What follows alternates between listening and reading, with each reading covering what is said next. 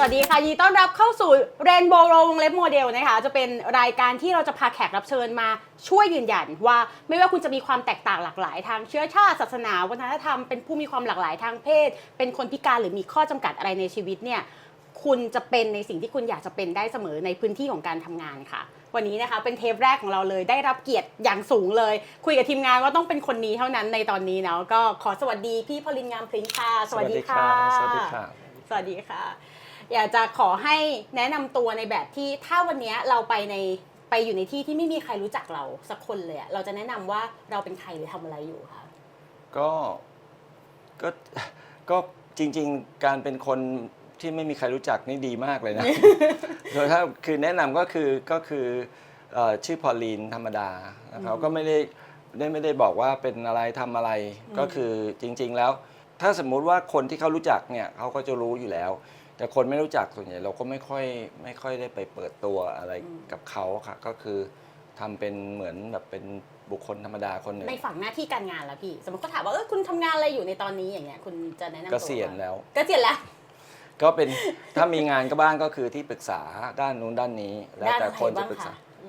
มันคือด้านธุรกิจร้านอาหารบ้างนะคะบางทีก็จะมีเ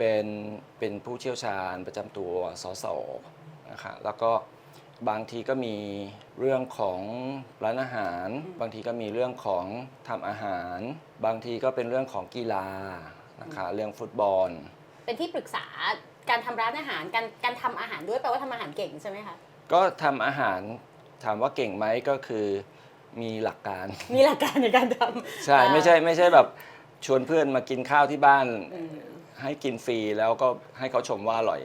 ไม่ทำแล้วทำก็คือเคยทำเป็นอาชีพอันนี้ดีกว่าก็คือเคย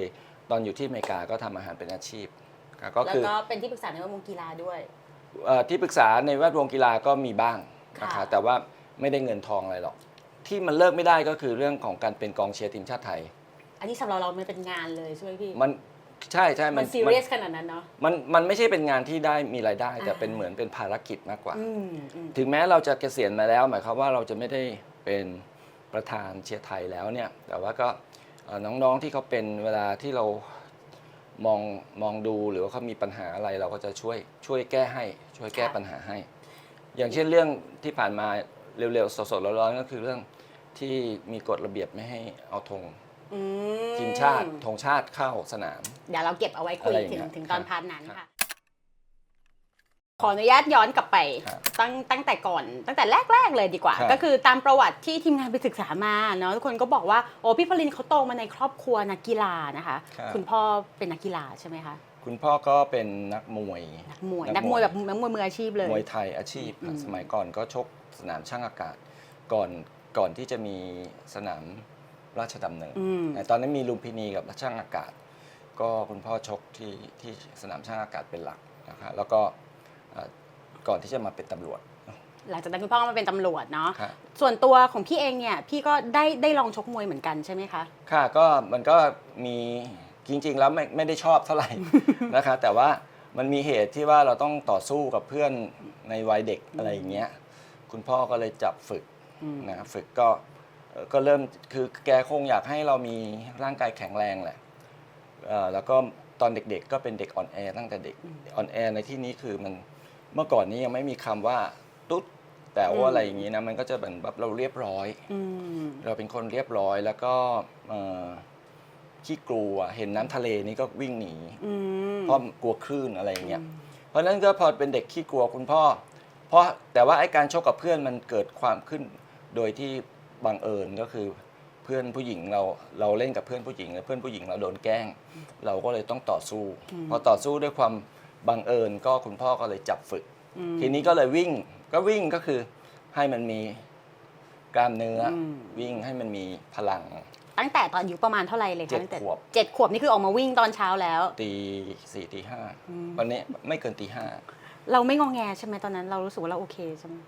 ตอนแรกก็สนุกดีคือไม่ได้งอแงก็คือเป็นอย่างที่บอกเป็นเด็กเรียบร้อยพ่อแม่พูดอะไรก็เชื่อหมดแล้วปลุกแล้วก็ล้างหน้ายังไม่ได้ล้างหน้ายังไม่ได้แปรงฟันเลยนะก็วิ่งก่อนวิ่งก็เห็นเขาชอบพ่อเขาชอบให้เราวิ่งเราก็เลยวิ่งนะ เขามีความสุขเราก็มีความสุข อืม ก็วิ่ง แต่ว่าเขาไม่ได้บังคับว่าต้องเท่าไหร่ก็คือบางทีวิ่งตามเขาอ่ะ อืม เขา5 กิโลเราวิ่ง3 กิโลอะไรเงี้ยซึ่งสำหรับเด็ก เยอะเยอะ 7 ขวบก็เยอะ มากค่ะ แล้วก็พอวิ่งเสร็จก็ทีนี้ก็เริ่มคุณพ่อเขาก็ต่อยชกลม คือเขาก็จะฝึกชกลมเป็นประจำอยู่แล้ว นี้เราก็เอาบ้าง อยากชกบ้าง เขาก็บอกเอามาลองดูอะไรเงี้ยออกหมัดเย็บยังไงเย็บยังไง ตอนแรกมันก็เก๊กๆกังๆตอนหลังก็ฝึกเป็นเรื่องเป็นราวก็คือเล่นมวย ค่ะ ก็ชอบ ก็ชอบขึ้นมาแล้ว ช ต อ อบ นนั้น ความ เรา ชอบมันเกิดจากว่าคุณพ่อชอบ อืม แล้วเราก็เลยรู้สึกมันก็ดีนะ ก็ท้าทายดี อืมก็คือตอนนั้นชอบถึงขั้นที่อยากเป็นนักกีฬามวยเลยไหมคะพี่ ก็พอฝึกไปสักพักคุณพ่อเอาจริงเอาจังก็คือซื้อนวมซื้อที่รอบเป้ามาคราวนี้เตะพ่อก็รับปั๊บถ้าใครดูเหมือนเป็นค่ายมวยเลยแหละ ตอนนั้นใช่ไหมตรงนั้น เอาจริงเอาจังแล้วครับ ค่ะ ซิทอัพเนี่ยซิทอัพเล่นกล้ามท้องเนี่ยวันละเกือบ100 ทีอ่ะครั้งละ โอ้ 20 แล้วก็เว้นอะไรเงี้ยเว้น5เขาเรียก5 ยก อืม 10 บ้าง20 บ้างก็คือวันละเกือบ100จากไม่มีกล้ามก็มีกล้ามท้อง แล้วก็วิดพื้น แล้วก็ชกลม แล้วก็ตอนหลังมาเป็นมีที่ล่อเป้า คราวนี้มันไม่ใช่แค่หมัดเย็บอะไรมัน1 2 3 4 มีฮุกมีอัปเปอร์คัตแล้วก็มีเตะล่างเตะบนเตะขากลาง เตะขากลาง เตะวางขาแล้วเตะขาด้านนอก มวยไทยมากมวยไทยจริงจังมาก ใช่เพราะนั้นก็เลย แล้วก็มีศอก เออ ศอกหน้า น่ากลัวมากเลยพี่สองนี่มันดู เออ มันดูแตกได้เยอะนะใช่ทีนี้พอฝึกได้สักตอนอายุ 11 ค่ะ ขึ้นม .1 เพื่อนของเราเนี่ยเขาเป็นลูกของชาติชายเชี่ยวน้อยคืออดีตแชมป์โลก อ่า แต่ว่าเราเป็นเพื่อนกันที่โรงเรียน ก็ไม่ได้เป็นเพื่อนที่สนิทแต่เห็นเขาชกมวยโรงเรียนเราก็เลยบอกขอพ่อคือฝึกมานานแล้วก็รู้สึกว่าอยากจะชกเป็นอาชีพ ค่ะ เพราะตอนนั้นเริ่มติดตามละเป็นช่วงปลายๆของมูฮัมหมัดอาลีเป็นช่วงแสนศักดิ์เมืองสุรินทร์นะ ก็คือเราดูมวย เราฝึกแล้วเราก็ดูมวยด้วย ทีนี้เพราะฉะนั้นก็อยากจะชกเป็นอาชีพ ไม่ว่าจะเป็นมวยไทยหรือสากลแต่ชอบสากลมากกว่า แล้วก็คุณพ่อก็ปฏิเสธไม่ให้ ก็มีการท้าทายเตะให้เตะพ่อก็เอาศอกลักขาเราก็บวม เดี๋ยวนะ ปูดล ยังไงนะพ่อท้าทายว่าถ้า คือ จะไปเป็นอาชีพให้ ถ้า เตะ อยากจะเป็นอาชีพคือเราร้องไห้ เพราะว่าพ่อไม่ให้นับไม่ให้ชกมวย า คือฝึกให้แข็งแรงเฉยๆเพราะเราจะเอาจริงพ่อไม่ยอม นี่ก็เลยบอกว่าอ่ะทีนี้เตะมาเดี๋ยวพ่อเอาศอกรับ แต่พ่อจะไม่ทำลูกนะ แต่ทีนี้กระดูกมันคนละเบอร์นะ เขาเตะมานี่พ่อเอาศอกรับเนี่ย2 ทีแค่นั้นแหละบวมเป็นลูกมะนาว ก็คือจริงๆพ่อก็อยากจะบอกเราแหละว่าเราไม่ได้หรอก เขามองว่าเราอ่อนแอ อ่า และเขาที่เขาฝึกก็เพื่อให้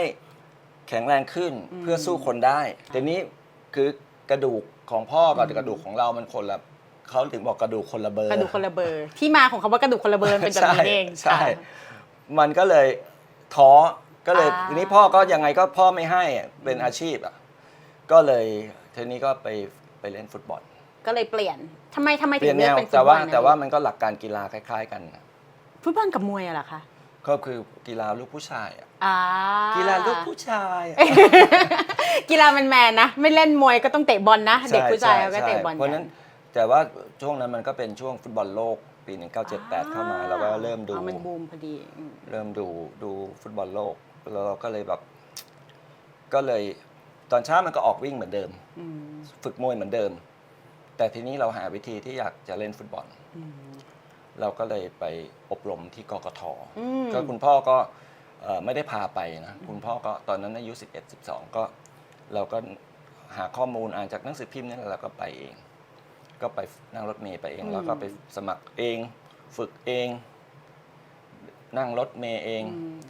ก็เก็บตังค์ซื้อรองเท้าสตั๊ด เก็บตังค์ซื้อสตาร์ทเองด้วย เองใช่รอง มัน เท้าปู มันเป็น ม่า มันมุ่งมั่นมากเลยเนาะกับเรื่องกีฬานะตอนนั้นนะ ก็คือ เป็นเด็กที่มุ่งมั่น ก็คือรู้สึกว่ามันคือกีฬาเนี่ยมันดีอย่างนะก็คือพอฝึกแล้วเนี่ยมันติดคือหลายคนเนี่ยถ้าไม่ได้วิ่งไม่ได้ออกกำลัง ถ้าวิ่งเป็นประจำแล้วไม่ได้ออกกำลัง3 วันเนี่ยจะเริ่มรู้สึก มันจะรู้สึก มัน อะดรีนาลีนไม่หลังแปลกๆ ใช่แล้ว ไหม ยิ่งถ้าเป็นเด็กวัยรุ่น เด็กวัยรุ่นก็คือ มันต้องลงที่อะไรสักอย่าง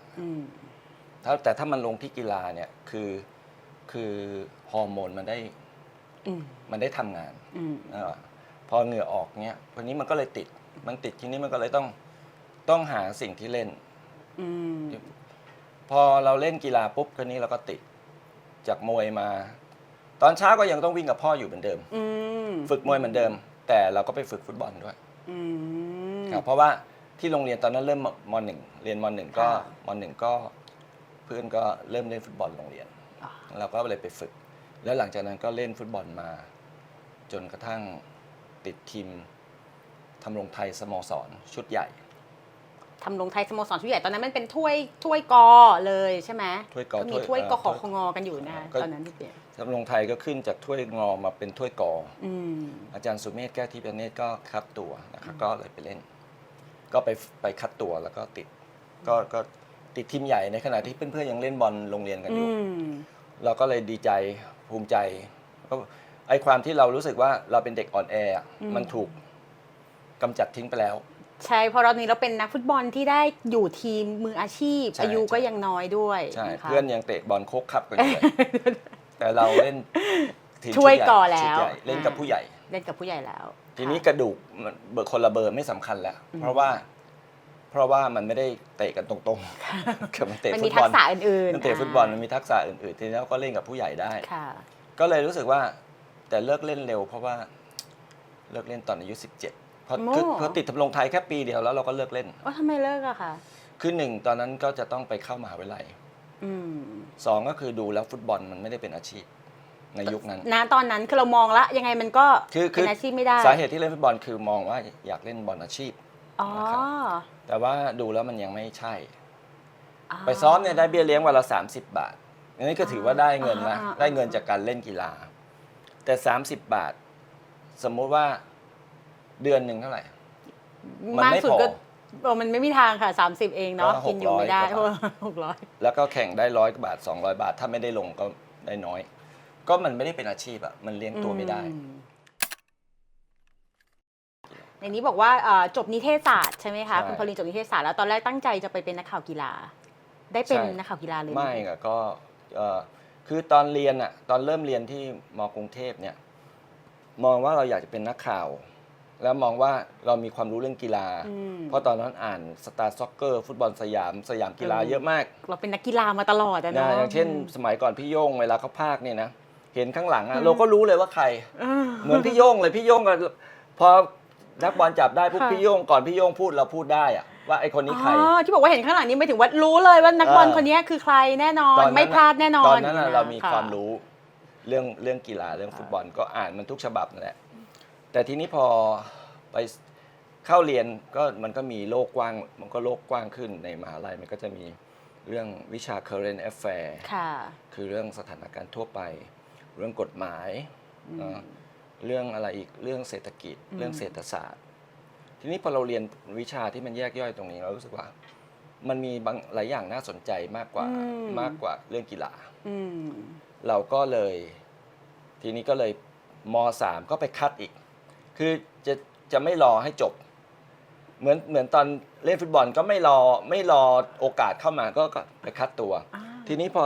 ปี3ปุ๊บก็เลยไปเดินไปที่บางกอกโพสต์ อ๋อไม่รอให้เรียนจบจะ ไม่รอ เข้าไปเป็นนักข่าวเลย ใช่ เดินเข้าไปเลย เดิน ค่ะ เดินเข้าไป อาจารย์ไม่ได้ส่งตัวนะเขาจะส่ง ค่ะ ตัวตอนภาคกลางของปี 3 แต่ตอนจบภาคกลางของปี 4เขาจริง ก็คือจะให้ไปฝึกงาน เทอมสุดท้าย องเงี้ แต่ว่าของเราเนี่ยไปตั้งแต่ปี 3 จบปี 3 จะขึ้นปี 4 ก็ไปก็เอาภาพถ่ายไปอะไรให้ดูเอ่อ ไปขอสมัครทำอะไรคะ ฝึกงาน ฝึกงาน เขาฝึกงาน อืม เขาก็บอกว่ามันมีตำแหน่งฝึกงานของข่าวเศรษฐกิจ อืม ซึ่งเราไม่ค่อยถนัด อืม เท่าไหร่เพราะเด็กๆอ่ะเด็กๆมันไม่ชอบหรอกเรื่องเศรษฐกิจ อืม มันก็จะชอบเรื่องกีฬาเรื่องสารคดี ค่ะ แบบลุยๆถ่ายกล้อง อ่า ถ่ายรูปอะไรอย่างเงี้ยนะ อ่า ก็เขาบอกว่ามันว่างสายเศรษฐกิจก็คือ business post เราก็ต้องเอาไว้ก่อน แล้วก็ไปฝึกแล้วก็ไม่ได้คาดหวังอะไร ก็ปรากฏว่าพี่ที่ฝึกงานชื่อพี่พิพัฒน์เลิศกิติสุขก็เป็นอาจารย์ด้านเขาเรียกอะไรนะเมนเทอร์คนแรก อืม แกก็บอกว่าอย่าคิดว่ามาฝึกงานให้คิดว่ามาทำงาน อืม เด็กฝึกงานหลายคนมาแล้วก็เฟลเพราะว่ามันคิดว่ามาฝึกงานเอาเกรด อืม ให้คิดว่ามาทำงาน แล้วรู้ไหมว่าที่บางกอกโพสต์ไม่ได้ให้ทำฟรีๆจ่ายเงินเวลา70 บาท จ่ายเงินเด็กฝึกงานด้วย เบี้ยเลี้ยง ตั้งแต่ตอนนู้นเลยเนาะ70 บาทนี้ได้เยอะกว่าไปเตะบอล ได้เยอะก ตั้ง ว่า เยอะเลย เตะบอลได้ 30นะก็นี่ได้70 บาทก็ฝึกงาน ค่ะ ข่าวเศรษฐกิจ ครั้งแรกสัมภาษณ์คุณอภัสพงษ์ภูลผลนายกสมาคมอสังหาริมทรัพย์ผู้ประกอบการคอนโด มีบายไลน์ขึ้นพินิจงามพริ้งครั้งแรกนะแล้วไม่ได้ไปเจอเขาด้วยโทรศัพท์ไปแล้วก็ แล้วพี่เขาก็เขียนสคริปต์ตั้งคำถามให้ เราก็ได้เป็นคนสัมภาษณ์ อ่า แต่มันมีเครดิตเราขึ้นนะ แล้วก็เขาก็ให้กำลังใจเราอะเขาให้มีบายไลน์ขึ้น เป็นภาษาอังกฤษ สะกดนี่เขาก็สะกดให้ จริง ๆ แล้วตัวเราอะสะกดอีกแบบนึง เลยต้องใช้ที่พี่เขาสะกดให้ ได้ ถึ ไง งทุกวันนี้ เพราะว่ามันดันเป็นอันแรกที่ได้ อ่า ได้ถูก แล้วเขาก็ไม่ถามเราว่า อยู่ดีเขาก็เขียนไปเลยว่า P I P I N I T จริง ๆ เมื่อก่อนเรา P I N I J นั่นไง แล้วก็ ต้อง งานพริ้งก็ไม่มี R นะ แล้วก็ เขาไปใส่ R เขาสะกดให้เราก็ต้องเลยตามเลยไปนะแล้วเราก็ เลยต้องใช้ แล้ว อันนั้น หลังจากนั้นเอกสารทุกอย่างเราก็เลยชื่อนั้น อ๋อโอเคแล้วก็แต่มีขึ้นมันก็เป็นกำลังใจใช่ไหม เป็น ว่ามัน กำลัง แบบ ใจ มันทำได้ ก็เป็นเหมือนแบบเป็นคอลัมนิสต์ ก่อนทำนี้ แล้วก็บรรดาผู้ประกอบการอสังหาริมทรัพย์เมื่อก่อนจะรู้จักมากพี่นิดงามพริ้งอยากเจอตัว พอไปเจอเขาตกใจแบบทำไมมันเด็กจัง ทำไมเขาถึงอยากเจอกันนะพี่เพราะเราทำสัมภาษณ์ดีเหรอหรือยังไง ไม่ก็คือสมัยก่อนช่วงนาชาติอะคอนโด ค่ะ มันขึ้นเยอะนะแล้วก็พอลงบางกอกโพสต์เนี่ยก็คือมันเป็นตรงกลุ่มเป้าหมายของเขา เพราะฉะนั้นก็เขาก็อยากจะเจอเพื่อที่ว่า อยากเป็นข่าวอ่ะพูดง่ายๆ อยากได้พื้นที่สื่อนั่นแหละ อยาก PR ก็คือ คนที่มันสัมภาษณ์ลงคอลัมน์นี้มันอยู่ไหน แต่ว่าพอเขาเห็นเราเขาตกใจเขาคิดว่า โหมันมีบายไลน์ลงบ่อยๆเนี่ยคงจะแบบอายุสูงอายุแล้วนะก็อายุตอนนั้นอายุยังไม่20เลยอะ ยังเรียนไม่จบเลย ยังเรียนไม่จบพอเรียนจบเขาก็จองตัวเข้า ก็ดีใจ เพราะว่าตอนเรียนนี่ยังไม่รู้จะได้ทำงานทำหรือเปล่า แต่ว่าพอยังไม่จบเนี่ยแนวหน้าเขาติดต่อบอกว่าจองตัวหนังสือพิมพ์แนวหน้า เขาเครือเดียวกันเหรอพี่ ไม่ อ๋อแปลว่าเขา เขาเป็น แย่ง เพื่อน หร กันเขาเป็น อ๋อ เพื่อน กัน เขาเป็นเพื่อนกันเขาบอกมีข่าวดี คือคนที่บางกอกโพสต์บอกว่าเฮ้ยมันมีข่าวดี แนวหน้า อยากได้คุณ อยากได้ แต่จะบอกให้ กูไม่ปล่อยมึงไปหรอก นี่มันดูแบบ ดูดีมาก ดู เล ดี ย ดูดีมาก กูไม่ปล่อยมึงไปหรอก เออ มึงจะไปอยู่แนวหน้า เรา ม ทำอะไรได้ดีพี่ตอนนั้นอะจริงๆ ไม่เป็น แล้วอะ คนชอบเรียนรู้ คือเป็นคนชอบเรียนรู้แล้วก็ แต่เดิมเนี่ยมันขี้อาย คือเตะบอลก็จริง มันก็ได้เอ็กซ์เซอร์ไซส์มันได้ความเป็นแมน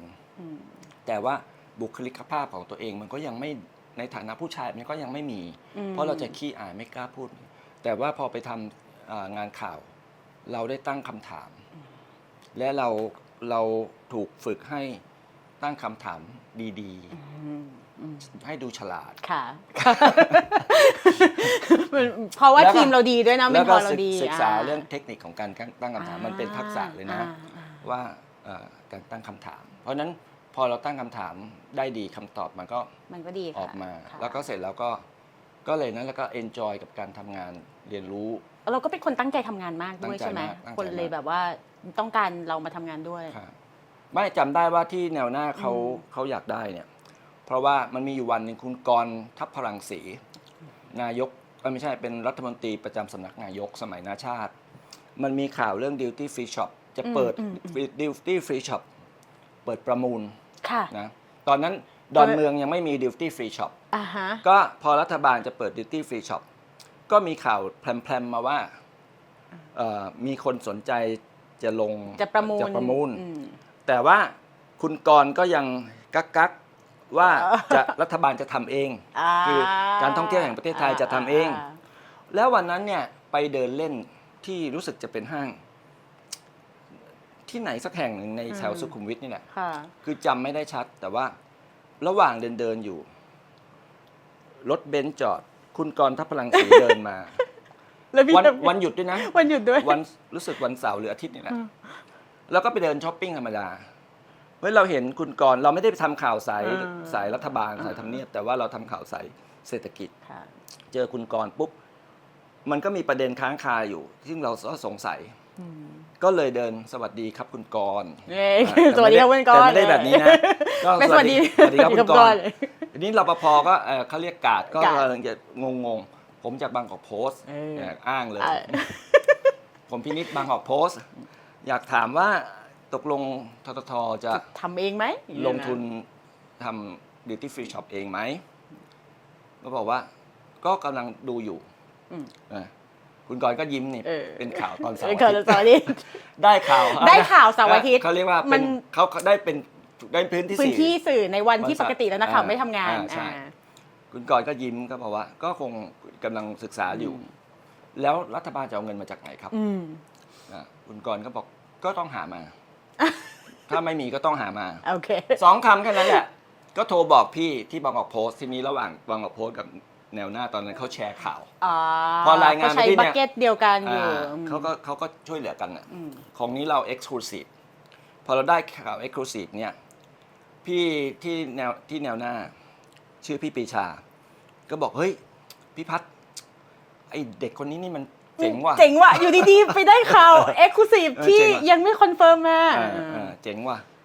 ว่ากูจองนะทีนี้บอกเดี๋ยวมึงกูก็ไม่ให้มึงหรอกอะไรเงี้ยนะก็คือเขาก็บัฟกันอะแต่ว่าประเด็นก็คือว่าณตอนนั้นก็คือเราใช้ความกล้าตรงนั้นด้วยใช่ค่ะก็คือจริงๆแล้วไม่ใช่หน้าที่ด้วยไม่ใช่สายข่าวด้วยแต่ว่าเราเห็นโอกาสในการได้ข่าวแค่2 คำแค่นั้นมันก็คือพาดหัวว่าทททเตรียมลงทุนว่าแล้วเตรียมลงทุน duty free shop แค่นั้นเองในนี้บอกว่าก็หลังจากนั้นก็เป็นนักข่าวเศรษฐกิจแล้วก็ไปทำงานการตลาดแล้วก็ไปทำงาน PR ใช่ไหมคะตรงนี้เส้นทางมันเป็นยังไงพี่หลังจากที่เราทำงานข่าวจริงๆแล้วอยากทำงานข่าวมาตลอดไม่ได้คิดจะเปลี่ยนนะคะแต่ทีนี้เนี่ยด้วยที่ว่าเราก็รู้จักกับแหล่งข่าวค่อนข้างเยอะเป็นนักธุรกิจระดับประธานบริษัทเป็นเจ้าของเยอะแล้วความเป็นบางกอกโพสต์มันก็ทำให้เรามีเครดิตนะคะแล้วประกอบกับทักษะในการตั้งคำถามของเรานี่มันดีมากเราตั้งคำถามที่ฉลาดเราตั้งอะไรที่ฉลาดไม่อย่างเช่นบางทีเราจะถามเราต้องอภิปรายก่อนอภิปรายโชว์กึ่งของเราก่อนเพราะโชว์กึ่งแล้วใช่หรือไม่ใช่ที่คนก็มองว่าเราตั้งคำถามชาร์ปหรือว่าคมพอมันคมปุ๊บเนี่ยเขาก็เข้าตามันก็มีคนมาจีบไปเป็นที่ปรึกษาบ้างนะส่วนใหญ่ตอนนั้นอสังหาริมทรัพย์บูมก็เป็นบริษัทอสังหาริมทรัพย์เป็นส่วนใหญ่คือเขาเห็นว่าเราฉลาดขออนุญาตใช้รวบคำนี้เราตั้งคำถามฉลาดแปลว่าเราฉลาดเรามีความรู้เรื่องอสังหาคือประมาณนี้เลยเหรอถึงให้เป็นที่ปรึกษาใช่เมื่อก่อนนี้คือรู้หมดเลยเรื่องกฎหมายเรื่องอะไรรู้หมดเพราะว่าทำข่าวมันก็ต้องรู้หมดแต่ทีนี้เนี่ยเรารู้ทางกว้างเราก็มีคนชวนไปเป็นที่ปรึกษาแต่เรามองว่ามันไม่เหมาะสมเพราะว่าเรารับเงินเป็นนักข่าวอยู่นักข่าวแล้วก็เป็นที่ปรึกษามันก็ conflict of interest และมีบริษัทหนึ่งก็คือบริษัท Uniwest เมืองเอกอาจารย์พิชัยวาสนาส่งและคุณทาตรีบุญดีเจริญชวนเราเข้าทำงานคือเป็นประจำในตำแหน่ง Marketing Manager ก็เลยพิจารณาแต่ว่าไม่ซีเรียสเพราะว่าเราขอเงินเดือนไป3 เท่าจากที่ได้อยู่แบบคูณ3เลยอย่างเลยใช่ไหมก็เอาให้เห็นภาพอยู่บางกอกโพสต์เนี่ยรวมค่ารถค่าลาเนี่ยประมาณ 20,000 ณตอนนั้นเงินเดือน10,000 กว่าแล้วก็ค่ารถเดินทางเนี่ยก็ประมาณ 20,000 แล้วก็โอกาสในการเดินทางไปต่างประเทศไปทำข่าวต่างประเทศก็ปีละครั้ง2 ครั้งก็จะมีคนเชิญไปทำข่าวต่างประเทศบ่อยๆเราก็บอกว่าเราไม่อยากไปหรอกไม่อยากเปลี่ยนหรอกแต่ถ้าจะเปลี่ยนจริงๆคุณจะคิดเท่าไหร่ก็บอกก็ไม่ต่ำกว่า 60,000 แล้วก็ลดประจำตำแหน่งก็รู้ไหมรองประธานผมเงินเดือนเท่าไหร่ รองประธานผมเงินเดือน 45,000 คุณนี่คุณเรียกมากกว่ารองประธานของผมอีกใช่แต่แกก็คิดอยู่ประมาณ30 วิก็กลัวเสียหน้าเชิญมาคุยแล้วนี่ก็เลยต้องเอาแกก็เลยให้แกก็โอเคชีวิตก็เลยเปลี่ยนตั้งแต่นั้นมาคือพูดไปเพื่อให้ปฏิเสธจริงๆตอนนั้นกำลังถามเลยว่าพี่จะพูดให้เขาให้หรือจะพูดให้เขาขอเพื่อปฏิเสธพูดเพื่อปฏิเสธเพื่อให้พูดขอไปเพื่อให้เขาปฏิเสธปรากฏว่าเขาให้ปรากฏเขาให้ทีนี้เขาให้มันก็ มันก็ปฏิเสธไม่ได้ มันก็ดูดีมากเลยค่ะ หลังจากนั้นก็เลยไม่ได้ทำข่าว ก็เลยมาสายมาร์เก็ตติ้ง เริ่มจากอสังหาริมทรัพย์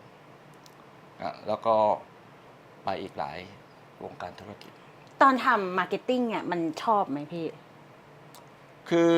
ตอนนั้นนะคิดอย่างเดียวว่าเป็นนักข่าวเนี่ยมันรู้มุมกว้างรู้ไม่หมดทุกเรื่องตึกนี้ใครเป็นเจ้าของตึกนี้นักลงทุนใครชั้นชาติไหนมาร่วมกับใครรู้หมดนะสนามกอล์ฟอันนี้สนามกอล์ฟบลูแคนยอนเนี่ยมันเกิดมาจากการทำเหมืองแร่มันถึงเป็นนั่นเลยเมื่อก่อนอะไรอย่างเงี้ยมันก็จะมีรายละเอียดหรือไปดูโรงงานที่เขาผลิตเนี่ยมันมาจากไหนจะรู้กว้างๆแต่ว่าความน่าสนใจและการตอบคำถามตัวเองก็คือว่าเราจะไปทำมาร์เก็ตติ้งอยู่ในบริษัทที่เป็นเอกชนก็เพื่อที่จะรู้เรื่องลึกมากขึ้นในการทำงานธุรกิจจากการเป็นนักข่าวธุรกิจแล้วเราไปทำงานจริงๆดูซิว่าไอ้ที่แหล่งข่าวมันพูดเนี่ยเป็นยังไงมันโกหกนะในความเป็นจริงมันเป็นยังไงก็เลยความต่างกันก็อยู่ตรงนี้แต่เราก็ได้ความรู้แนวกว้างของการทำข่าวแล้วก็มาตอนนั้นทำตำแหน่งอะไรนะคะเงินเดือนเยอะขนาดนั้นเป็นเฮดเลยใช่ไหม Marketing Manager เป็น Manager เลยซีล็อกยังซีล็อกไม่เป็นเลยว่าจะถามเนี่ยว่าพี่เข้าไปเป็นคอร์ปอเรทแล้วมีลูกน้องเป็น Manager ลูกน้องมีลูกน้อง 3-4 คนแล้วก็จ้างเอเจนซี่ทำโอเคตอนนั้นมันเป็นแบบนั้นแล้วก็ไปจ้างเอเจนซี่ทำคนชงกาแฟทุกเช้าเราแบบเป็นผู้บริหารนะเนาะผู้บริหารหนุ่มใช่ไหมมีห้องส่วนตัวมีรถประจำตำแหน่งด้วยมีรถตำแหน่งด้วยแล้วถึงเวลาเอเจนซี่มาเราก็บรีฟตอนนั้นอายุ26อายุน้อยมากเลยแล้วเงินเดือนแบบเยอะขนาดนั้นละ 60,000 ก็สมัยก่อนเยอะแล้วก็มีอีก 20,000 เป็นค่าเอนเตอร์เทนมีค่าเอนเตอร์เทนด้วยเราสามารถไปเลี้ยงลูกค้าไปกินเหล้าไปเล้าอะไรอย่างงี้ได้ใช่ไหมไปกับนักข่าวตอนนั้นเราใช้ชีวิตแบบนั้นไหมพี่เราเข้าเล้าอะไรอย่างงี้ไหมตอนแรกๆยังไม่ค่อยนะคะตอนหลังก็เข้าเราแล้วไม่ได้เป็นไก่นะแต่เข้าเรามันเงินเยอะอะเนาะแล้วมันก็มีคนไม่ก็แต่ก็ต้องมีเบิกนะก็ต้องเอาใบเสร็จมาเบิกแล้วก็ไปกับใ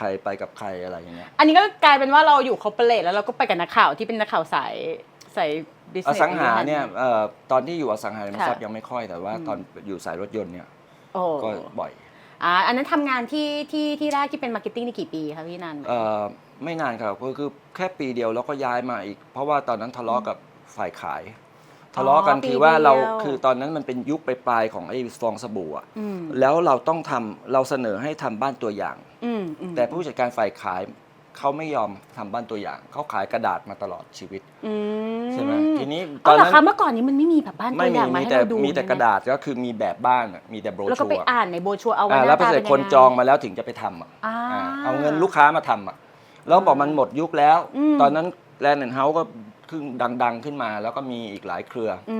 แล้วเขาก็ทำบ้านตัวอย่างกันเนี่ยเพิ่งทำอะไรเงี้ยก็เขาแลนด์แอนด์เฮาส์ property perfect อะไรพวกนี้เขาก็เริ่มทำบ้านตัวอย่างทีนี้เราก็บอกว่าต้องทำบ้านตัวอย่างเขาก็ไม่เห็นด้วยพอไม่เห็นด้วยเราก็ตอนนั้นเราเป็นคนหนุ่มที่เอาแต่ใจตัวเองเพราะเราถือว่าเขาเรียกว่าอะไรนะมั่นใจเขาเรียกว่านั่นแหละก็คือเราก็มั่นใจในตัวเองนั่นแหละเรามั่นหน้ามากหน้าไม่ค่อยมั่นหรอกแต่มั่นใจความมั่นใจสูงถึงศักยภาพของเราในการทำงานทุบโต๊ะเลยแล้วก็ลาออกทุบโต๊ะแล้วลาออกทำแมนมากเลยพี่ปึ้งอย่างนี้นะออกลาออกก็ไปอยู่อีกบริษัทหนึ่งสหวิทยาอันนั้นก็อีก 2-3 ปีจนกระทั่งสหวิทยานี่ก็ทำคอนโดอยู่ริมแม่น้ำเจ้าพระยาแต่ตอนนั้นเราก็มีพอร์ตทางฝั่งแบบการทำมาร์เก็ตติ้งในบริษัทใหญ่มาแล้วแถมยังมีแบ็กกราวด์ตั้งแต่สมัยนั้นมาก็เลยก็หางานไม่ยากก็คือไปแต่ตอนนั้นพอจากสหวิทยานี้ยากครับเพราะว่าฟองสบู่แตกแล้วก็ลอยตัวค่าเงินบาทมันเป็นอินดัสต้มยำกุ้งต้มยำกุ้งที่แบบเละเทะต้มยำกุ้งก็เลยคราวนี้ไอ้รถจำตำแหน่งก็ต้องขายมาเป็นเงินเดือน บริษัทเขาต้องขายรถจำตำแหน่งมาเป็นเงินเดือนให้เรานะแล้วเราก็รับเงินก้อนไปเพราะว่าไม่มีเงินจ้างแล้วออกกันไปถือเงินกันไปใช่ก็ไปเริ่มใหม่แล้วตอนนั้นยังไงอะพี่พอเวลาฟองสบู่เราย้ายไปฝั่ง PR เลยใช่ไหมคะยังครับ PR ยังไปทำเบอร์เกอร์ก่อนที่อะไรนะเบอร์เกอร์ที่Jack in the Box ที่อเมริกาไปทำอะไรก็คือพูดง่ายก็คือตกงานตอนนั้นอายุเท่าไหร่ตอนนั้นอายุ30จาก26 27 28 29เนี่ยเสวยสุขอยู่ได้4 ปีเพราะว่าเป็น เป็นระดับ Marketing Manager อยู่ 4 ปี ชีวิตหรูหรามาก สุ โอ้ ด โห ยอด อยู่ตึกชั้นที่มีห้องส่วนตัวนะ ตอนนั้นรู้สัจธรรมของชีวิตแมันมีขึ้นมีลง ไปอยู่ที่อเมริกาเนี่ยต้องไปทำเบอร์เกอร์ครับ ก็คือตอนนั้นเราตัดสินใจยังไงทำไมเราถึงไปคะ ก็คืออยากไปอยู่ที่อเมริกาอยู่แล้ว แล้วตอนนั้นขี้เกียจหางาน ก็คือเอามีเงินก้อนมาจากออกจากงาน กัน นิด เลิก นึง จ้าง อ่า บ้าเราก็ไปอเมริกาก็ไปคือก่อนนั้นไปเที่ยวมาก่อน แล้วก็เราอยากไปอยู่จังมากเลยที่นี่ก็เลยไปอยู่ก็ไปทำงานเบอร์เกอร์เส ไป ร็จ เป็นพนักงานธรรมดาเนี่ยเหรอ ทำงา คะ นทอดเฟรนช์ฟรายแล้วก็รับออเดอร์ ภาษาอังกฤษพอได้ไง โอเค ก็อ่า ไปท ก็ไปทำแล้วก็เสร็จแล้วก็ขับรถส่งอาหารด้วยอะไรด้วย ก็มีซื้อรถคันหนึ่งแล้วก็ขับรถอยู่ประมาณ 6-7 เดือนมั้งก็ก่อนวีซ่าหมดก็กลับบ้าน ำ กลับบ้านมาก็ไปทำธนาคารกรุงเทพ ไปสมัครเป็นพนักงาน เขาเรียกตัว ก็มีคนเพื่อนในวงการข่าวบอกเฮ้ยหางานอยู่เปล่าวะเฮ้ยมึงมาทำมองไอธนาคารกรุงเทพพี่คนหนึ่งที่บางโพสต์เขาบอกว่าตอนนี้แบงก์เทพหางานรับสมัครหาคนทำไอผู้ชำนาญการด้านการสื่อสารภายใน เพราะช่วงนั้นพอหลังจากต้มยำกุ้งปุ๊บแบงก์ต้องปรับองค์คาพยพใหม่ ก็ต้องหาคนไปสื่อสารกับพนักงาน 20,000 กว่าคนน่ะแบงก์กรุงเทพมี 20,000 กว่าคนณขณะนั้นน่ะก็ต้องไปว่าเฮ้ยคุณทำงานเป็นเจ้านายแบบเดิมไม่ได้แล้วนะคุณต้องง้อลูกค้านะทีนี้เขาปรับจากเคาน์เตอร์มาก็เป็นอะไรอย่างเงี้ย โอเคเดี๋ยวนะสื่อสารภายใน หมายความว่าตอนนั้นพอเศรษฐกิจมันแย่ ใช่ เงินทองมันล่อยหลอในระบบ แบงก์มันเจ๊งเยอะ แบงก์เจ๊งเยอะ เสร็จแล้วการรูปแบบวิธีคิดของแบงก์ ของแบงก์ ต่อการทำธุรกิจก็ต้องเปลี่ยนไป จากเดิมที่เคยนั่งสวยหล่อเป็นพนักงานก็ต้องเปลี่ยนแล้ว ใช่เมื่อก่อน หา แบงก์ คนไป เวลาคนจะมากู้เนี่ยเจ้าหน้าที่แบงก์จะเป็นเจ้านาย เขาดู เขาต้องง้อคนเขาต้องง้อ ทางนู้นเขาต้องง้อเจ้าหน้า ง้อ ที่ แบงก์แต่พอสถานการณ์เปลี่ยนปุ๊บ ค่ะ แบงก์ต้องง้อลูกค้า อ่า แล้วก็แบงก์ต่างชาติเริ่มเข้ามาอะไรอย่างเงี้ย มีคู่แข่งอีกก็ ถูกต้อง อยากไปทำสื่อสารภายใน สื่อสารภายในก็ไปทำเป็นผู้ชำนาญการด้านสื่อสารภายใน ก็อยู่ 2-3 ปีก็ก็ที่โอกิวีเรียกตัวเพราะโอกิวีเขาเล็งเราตั้งแต่ตอนเราอยู่บางกอกโพสต์อะ โอ้เหรอคะนานมากเลย โอกิวีเนี่ย โอ้ ตอนแรกพี่จิ๋มจุฑารัตน์เนี่ยชวนไปตั้งแต่แรก เราไม่อยาก ตน ไป นั้นเพราะงานเอเจนซี่หนัก มันหนัก เรารู้ จริง ว่ามันหนัก ค่ะ ก็ไปเป็นผู้บริหารอสังหาริมทรัพย์ก่อนกลับมาจากอเมริกามาอยู่แบงก์เทพก็มาเดินสวนกับพี่จิ๋มที่ถนนสีลมออฟฟิศอยู่ใกล้ๆกันพี่จิ๋มบอกป้าไปอยู่ไหนมานี่พี่ตามหาอยู่บอกอ๋ออยู่แบงก์เทพหน้าตาย อย่างเธอไปอยู่แบงก์เทพ เขาคิดว่าไม่เหมาะกับเราอะไรอย่าง ไม่ เงี้ย เหมาะกับเราเพราะเราเป็นคนดื้อ อ่า เราเป็นคนเราไปอยู่องค์กรใหญ่ ๆ ที่ มีระบบ เงียบขรึมไม่ได้ ต้องใช้คำว่าอย่างนี้ดีกว่า แต่แบงก์กรุงเทพก็เงียบขรึมจริงๆค่ะ วันนั้นก็แกก็ยุเราอะแหละ เยอะ ยุ จริงๆเขาอยากให้เราไปทำงาน ยุ ด้วย เราก็เลยชมเราสารพัดอะไรอย่างเงี้ยก็สุดท้ายก็ไปอยู่กับ แล้วจริงๆ ตอนทำงานที่แบงก์กรุงเทพมันได้ไหมพี่มันทำได้ ก็ ไหม วันๆน่ะก็พันไปวันๆนึงอ่ะก็ได้อ่ะก็ได้ก็เขียนข่าวลงหนังสือพิมพ์ภายใน นั่นคือการสื่อสารภายในเขาทำยังไงอ่ะก็คือที่เขียน มีหนังสือพิมพ์ภายในชื่อข่าวสารของเรา แล้วก็เขียนสคริปต์หรือหาประเด็นลงเขาเรียกว่าเสียงตามสาย เสียงตามสาย เสียงตามสาย เขาเปิดตอนไหน เปิด ก็ ตอน ตอนพักกลางวันก่อนแล้วก็เลิกงาน อ๋อโอเคแต่มันก็ไม่ได้เป็นงานที่ชาเลนจ์อะไร ไม่ได้ชาเลนจ์อะไร เรา คุณก็อย่างนั้นแหละก็ต้องไปอวยพนักงานแบงค์ให้เขามีกำลังใจกัน โอเค อะไรเงี้ย เราเปลี่ยนได้นะ เราพาองค์กรไปได้ ถูกต้อง อะไรไป ถูกต้อง ทำนานไหมคะตอนนั้น ก็ปีกว่า ปีก เกือบ ว่า เกือบ2 ปีเหมือนกัน อืม มาเจอพี่จิ๋มก็จีบกันแล้วก็มาอยู่กับพี่จิ๋มที่โอกิวีพี่จิ๋มก็เป็นประธานเจ้าที่บริหารโอกิวี แต่ตอนนั้นก็คือเป็น Ogilvy PR Worldwide ใช่ไหม ใช่ ตัวที่ Ogilvy ตัวที่พี่ ตอนหลังเขาเรียกว่า consolidate เข้าด้วยกัน ทั้ง advertising กับ PR เอามารวมกัน แต่ตอนนั้นยังแยกบริษัทอยู่ ตอนแร ะคะ กๆยังแยกบริษัทอยู่ ตอนนั้นคือพี่ไปเป็นตำแหน่งอะไรคะของ Ogilvy ก็เป็นผู้จัดการcommunication manager ผู้จัดการสื่อสารคือดูการสื่อสารคือเมื่อก่อนตั้งแต่ตอนนั้นแล้วแหละมันไม่ได้โอกิวีไม่ได้เน้นเรื่อง PR ว่าต้องแถลงข่าวต้องอะไร มันคือจะรวมสื่อสารที่มันครบ 360 องศา ทั้งโฆษณาทั้ง PR ทั้งกิจกรรมจังการตลาดด้วยอะไรด้วย การสื่อสารเรื่องแบรนดิ้งด้วยก็เลยใช้ชื่อคำว่า communication manager จริง ลักษณะงานก็คล้ายๆเป็น AD AE อืม AE ก็คือเสนอแผนงานให้ลูกค้าอนุมัติแล้วก็นำมาปฏิบัติ เนื้องานคล้ายๆ AE จริงๆด้วย คือเป็น communication คือเราคุยกับข้างหลังบ้านเอาทีนี้ไปคุยกับลูกค้า ไป ก็คือ เกลี่ยอะไรมารั รับโจทย์เสร็จคิด strategy ไป present แล้วก็ทำ implementation แล้วก็ข่าวบางทีeditor เขาเขียนไม่ทันก็เขียนเอง ก็หรือว่าเขียน copy เองอะไรเงี้ยก็แล้วแต่ สำหรับท่านที่ไม่รู้จัก Ogilvy นะคะ Ogilvy เป็นบริษัทโฆษณาระดับโลกนะที่ใหญ่มากนะคะแล้วถึงทุกวันนี้ก็ยังเป็นบริษัทในฝันของเด็กๆ หลายคน ที่อยากทำในสายนี้อยู่ ครับ ตอนนั้นคือเป็นเมเนเจอร์เลยเขาก็ไม่ได้เขียนใบสมัครอีกก็เรียกเข้าไป ไม่ได้สมัคร แล้วมันหนักอย่างที่เราจินตนาการไว้ไหมที่ตอนแรกไม่ คือเวลาทำงานก็คือต้องวางแผนไปฉี่อ่ะ แต่ว่า ทำบล็อกกิ้งว่า สมมติกำลัง จะ ทำมันเนี่ยบางทีเราเป็นคนทำแล้วติดลมใช่ไหม ค่ะ มันกำลังมันอะกำลังทำอะไรเงี้ย อ่า อย่างทำ powerpoint presentation กำลังมันไอเดียกำลังเกิดเนี่ยปวดฉี่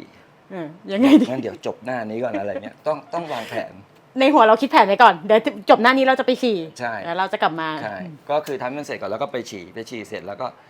เราก็การฉี่มันก็จะมาพร้อมกับการพักผ่อนสันทนาการปล่อยควันขึ้นอากาศ ใช้ช่วงเวลาของการฉี่ในการสูบบุหรี่ไปด้วยเลย ใช่ เสร็จแล้วก็มาทำต่อทีนี้มันเวลามันไม่ค่อยเยอะเท่าไหร่หรอกมันก็ต้องวางแผนอย่างที่บอกว่าต้องวางแผนไปฉี่เพราะว่าการทำเอเจนซี่เนี่ยเขาชาร์จลูกค้าเป็นชั่วโมง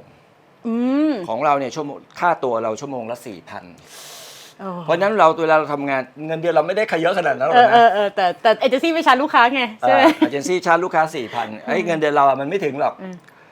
แต่ว่ามูลค่ามันถึง เพราะฉะนั้นเราต้องทำงานให้เต็มความคาดหวังของลูกค้า4,000 บาท อันนี้คือตัวเราเองเราคิดอย่างนี้ ใช่ อ่า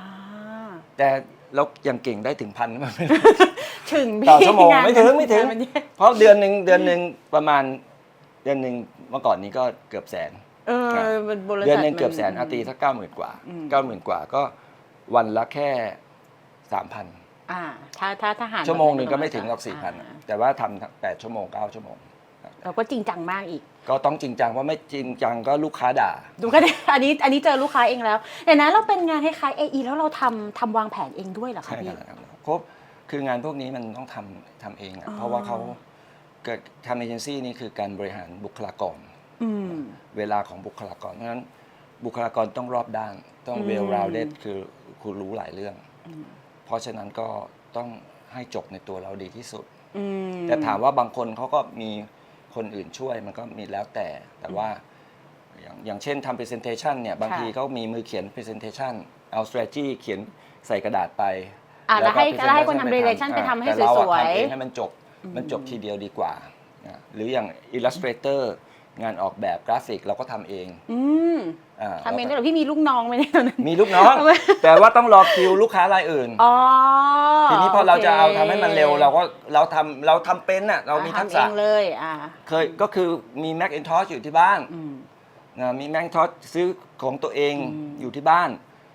เราก็เลยได้ฝึกทีนี้พอมาออฟฟิศเราก็ทำเองได้ พี่ดูทำงานหนักมากเลยตอนนั้นพี่ทำงานแบบตลอดชีวิตที่ทำงานมานี่คือทำคือทำแล้วไม่เคยคิดเรื่องโบนัสแล้วก็ไม่เคยคิดเรื่องพักร้อนมาคิดตอนพักร้อนคือตอนมีครอบครัวแล้วถึงจะต้องพักร้อนแต่ตอนทำนี้เอนจอยมากเสาร์อาทิตย์ตอนอยู่บางกะโพสเสาร์อาทิตย์ก็เข้าคือมันสนุกเองด้วยเลยใช่ไหม ใช่ แล้วแบบ achievement ที่ได้มามันก็รู้สึกดีมันคือหมายถึงว่ามันตอนนั้นพี่มีงานอดิเรกไหมแบบกีฬาได้เล่นอยู่ไหมช่วงนั้นแต่มาทำงาน ไม่ค่อยได้เล่นตอนนั้นไม่ค่อยได้เล่นแล้วก็ทุ่มกับงานในช่วงนั้นอ่ะแล้วก็จากโอกิวีก็มาที่คราวนี้ไปรถยนต์ มีคนมาซื้อตัวอีกหรือเปล่า ใช่ นั่นไงเราถูกซื้อตัวตลอดเลยก็ไปเป็นที่ปรึกษาให้มาสด้าฝั่งPR แหละค่ะไปเป็นที่ปรึกษามาสด้าเสร็จทั้งฟอร์ดแล้วก็มาสด้าพอเป็นลูกค้าทำไมตอนนั้นเลิกทำโอกิวีอ่ะก็นี่แหละก็เขาเชิญเขาออฟเฟอร์เยอะเข้าไปไม่ได้เยอะแต่ว่าเยอะมากกว่ากันไม่เท่าไหร่แต่ว่าก็อยากเปลี่ยนสายเพราะว่าเวลาอยู่ทำโอกิวีนี่มันเหนื่อยมากมันอย่างสมมติว่ามันมีวงการอะไรบ้างวงการไอทีนะMicrosoft แล้วก็เดี๋ยวไปวงการการเงิน KTC กรุงไทย โอเค การ์ด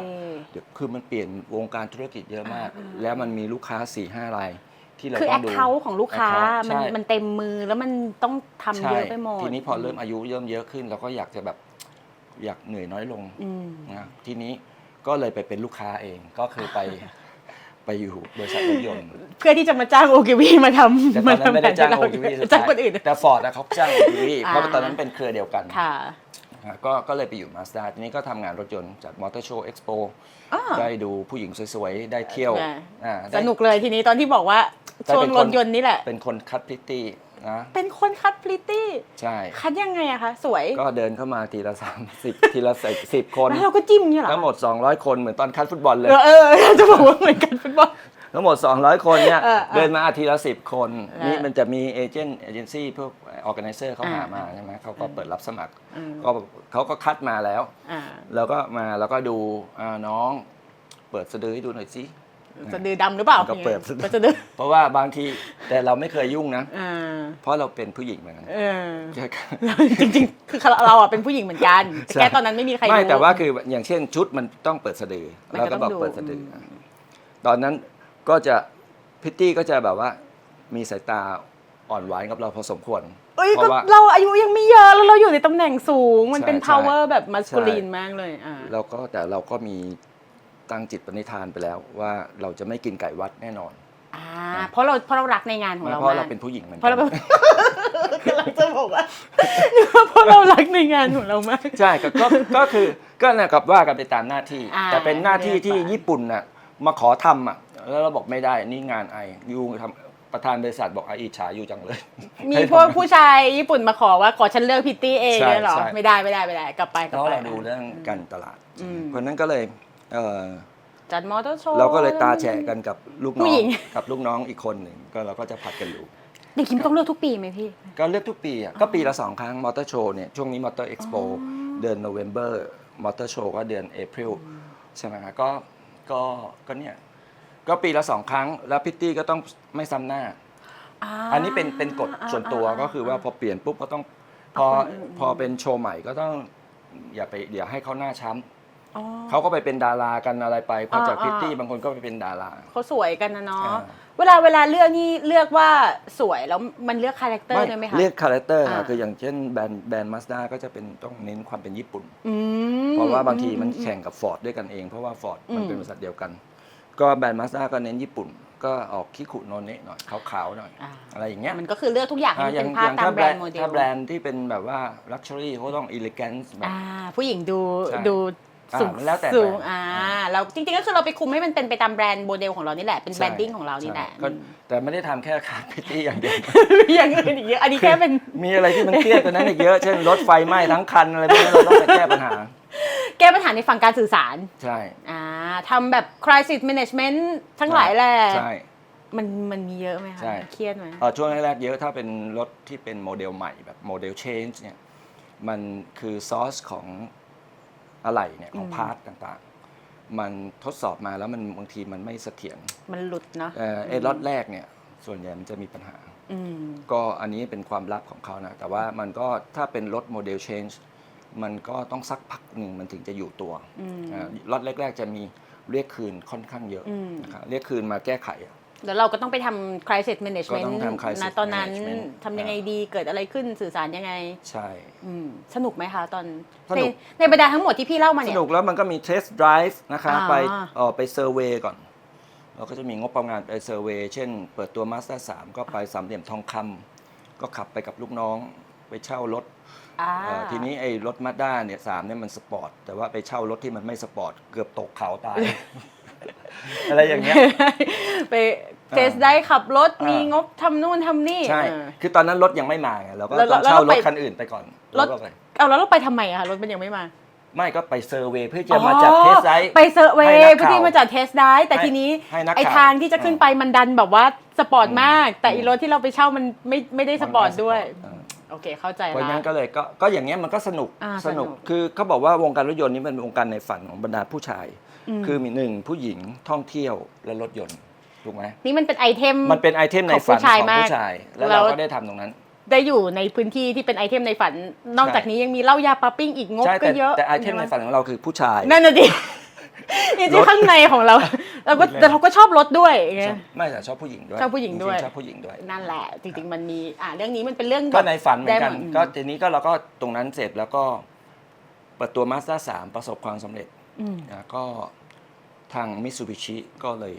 โอ้โหเกิดการแย่งตัวกันอีกแล้ว นะเฮ้ยเราดูแบบ เฮ้ยพอลินไม่คุยแล้วเดี๋ยวหาว่า เรา ขี้โม ถูกแย่ง แล้ว ไม่ใช่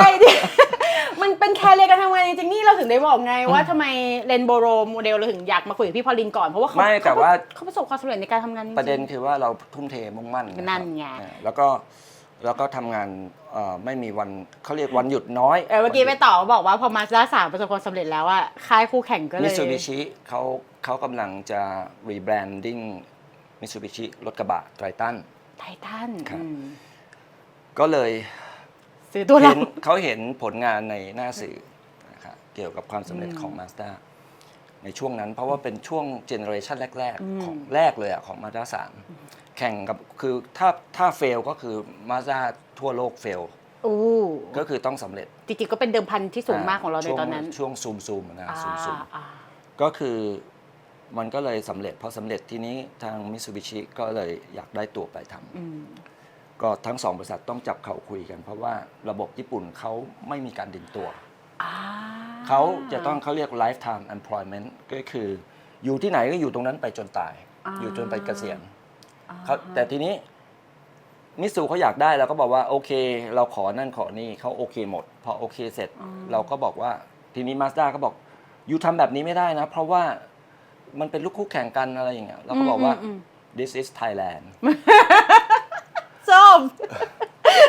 เขาบอกญี่ปุ่นเขาไม่ทำหรอก this is Thailand ที่ไทยได้ค่ะไม่ ทีนี้ มีปัญหา คือมันจะไปอ่ะมันจะไปมันก็ต้องไปนะเขาก็เลยต้องนั่งคุยกันเนี่ย หมายถึงทาง มา Mazda ด้า กับ และ Mitsu มิซูเขาต้องเปิดโต๊ะเจรจาว่า โอ้ เงื่อนไขก็คือว่าถ้าพินิจย้ายไปอยู่มิตซูบิชิ โอ้ ห้ามมิตซูบิชิถามข้อมูลเกี่ยวกับ Mazda โอเค คือห้ามเอาความลับไปบอก โอเค แล้วก็เจ้านายเราที่มิตซูบิชิเจ้านายใหม่เราก็บอกว่าพินิจถ้ามีใครในบริษัทถามอยู่เรื่อง Mazda อยู่ไม่ต้องบอก อยู่ไม่จำเป็นต้องบอกอยู่ไม่ต้องบอกเพราะเราทำเงื่อนไขกันไว้แล้วก็ไปอยู่ที่มิตซูบิชิ คือเขาแบบจริงจังเลยจากการที่พี่จะย้ายเนี่ยใช่ไหม ใช่ แล้วก็เขาก็ตกลงกันแต่เขาเป็นญี่ปุ่นเขาเลยรักษา เขา คำ รัก พู ษา ด มารยาทกันเพราะว่ายังไงประธานบริษัทเขาต้องกลับไปญี่ปุ่นนะเพราะเดี๋ยวเขาจะมองหน้ากันเขาต้องคุยกัน เขาเป็นคนประเทศเดียวกัน แต่ เนาะ ไอ้เรา เราเป็นคนไทยแล้วเราแบบยังไงก็ ครับ สุดท้ายก็เลยได้ย้ายไปอยู่ด้วยเงื่อนไขที่เขาคุยกันแล้ว ที่เขาคุยกัน ว่าไม่เปิดเผยข้อมูลลูกค้ากันแล้วก็ไปอยู่มิตซูนานไหมคะพี่ ก็อยู่ได้ไม่นานแต่อยู่ไม่ได้นานเพราะว่าไอคนที่รับเราเนี่ยเขาบินกลับไปก่อน ทีนี้เรามาอยู่ตรงนี้เขาก็ไม่ได้กดดันเลยหรอก แต่ว่ามันน่าเบื่ออก็คือเสนออะไรไปก็ไม่ผ่านนะเสนอไปก็คือไม่ผ่านพอมันไม่มีผลงานเราก็เอียนอ่ะ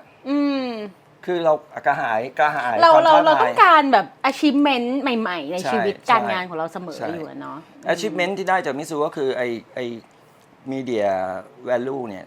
หมายความว่า media มูล value ค่า PR เนี่ยมันขึ้นมาจากอันดับ 5 มาเป็นอันดับ โอ้ 3 ก็แค่นั้นน่ะแต่ว่าแคมเปญใหม่ๆ หรืออะไรเราก็ไม่ค่อยได้ ตอนนั้นเราก็ไปทำตำแหน่งเดียวกับที่ทำที่ เป็น general manager ด้าน public relation เป็น PR เป็นทำ PR นั่นแหละ เทียบกันก็คือเขาเรียก general manager ผู้จัดการทั่วไป แต่จริงๆมันก็คือตำแหน่ง director ถ้า ค่ะ เทียบกับบริษัทอื่นก็ ค่ะ คือ director ค่ะ ก็อยู่ได้ไม่นาน ก็ประมาณปีกว่า เราก็คิดว่ามันดูแบบน่าเบื่อมันดูไม่ได้แอคชั่นในพื้นที่งานเท่าไหร่ก็เลยอันนั้นลาออกเหรอคะ ก็นั้นลาออกครับลาออกก็ลาออกก็เปลี่ยนหัวหน้าไงเปลี่ยนหัวหน้าเราก็ไม่อยากอยู่แล้วก็เลยลาออก คือจริงๆจากประวัติการทำงานที่เรานั่งคุยกันอย่างสนุกสนานมาเนี่ยคือมันปฏิเสธไม่ได้เลยนะว่าพี่แบบประสบความสำเร็จมากในการทำงานในฝั่งนั้นของตัวเองอะค่ะคิดว่ามันมีประสบการณ์ไหนบ้างไหมจากเซตเนี้ยที่อยากจะมาแบ่งปันกันว่าแบบมันต้องทำยังไงนะมันถึงจะประสบความสำเร็จขนาดนี้ ก็อันดับแรกนะคะคิดแบบโบราณเข้าไว้นะอยากเป็นใครคือเราต้องมีโรโมเดล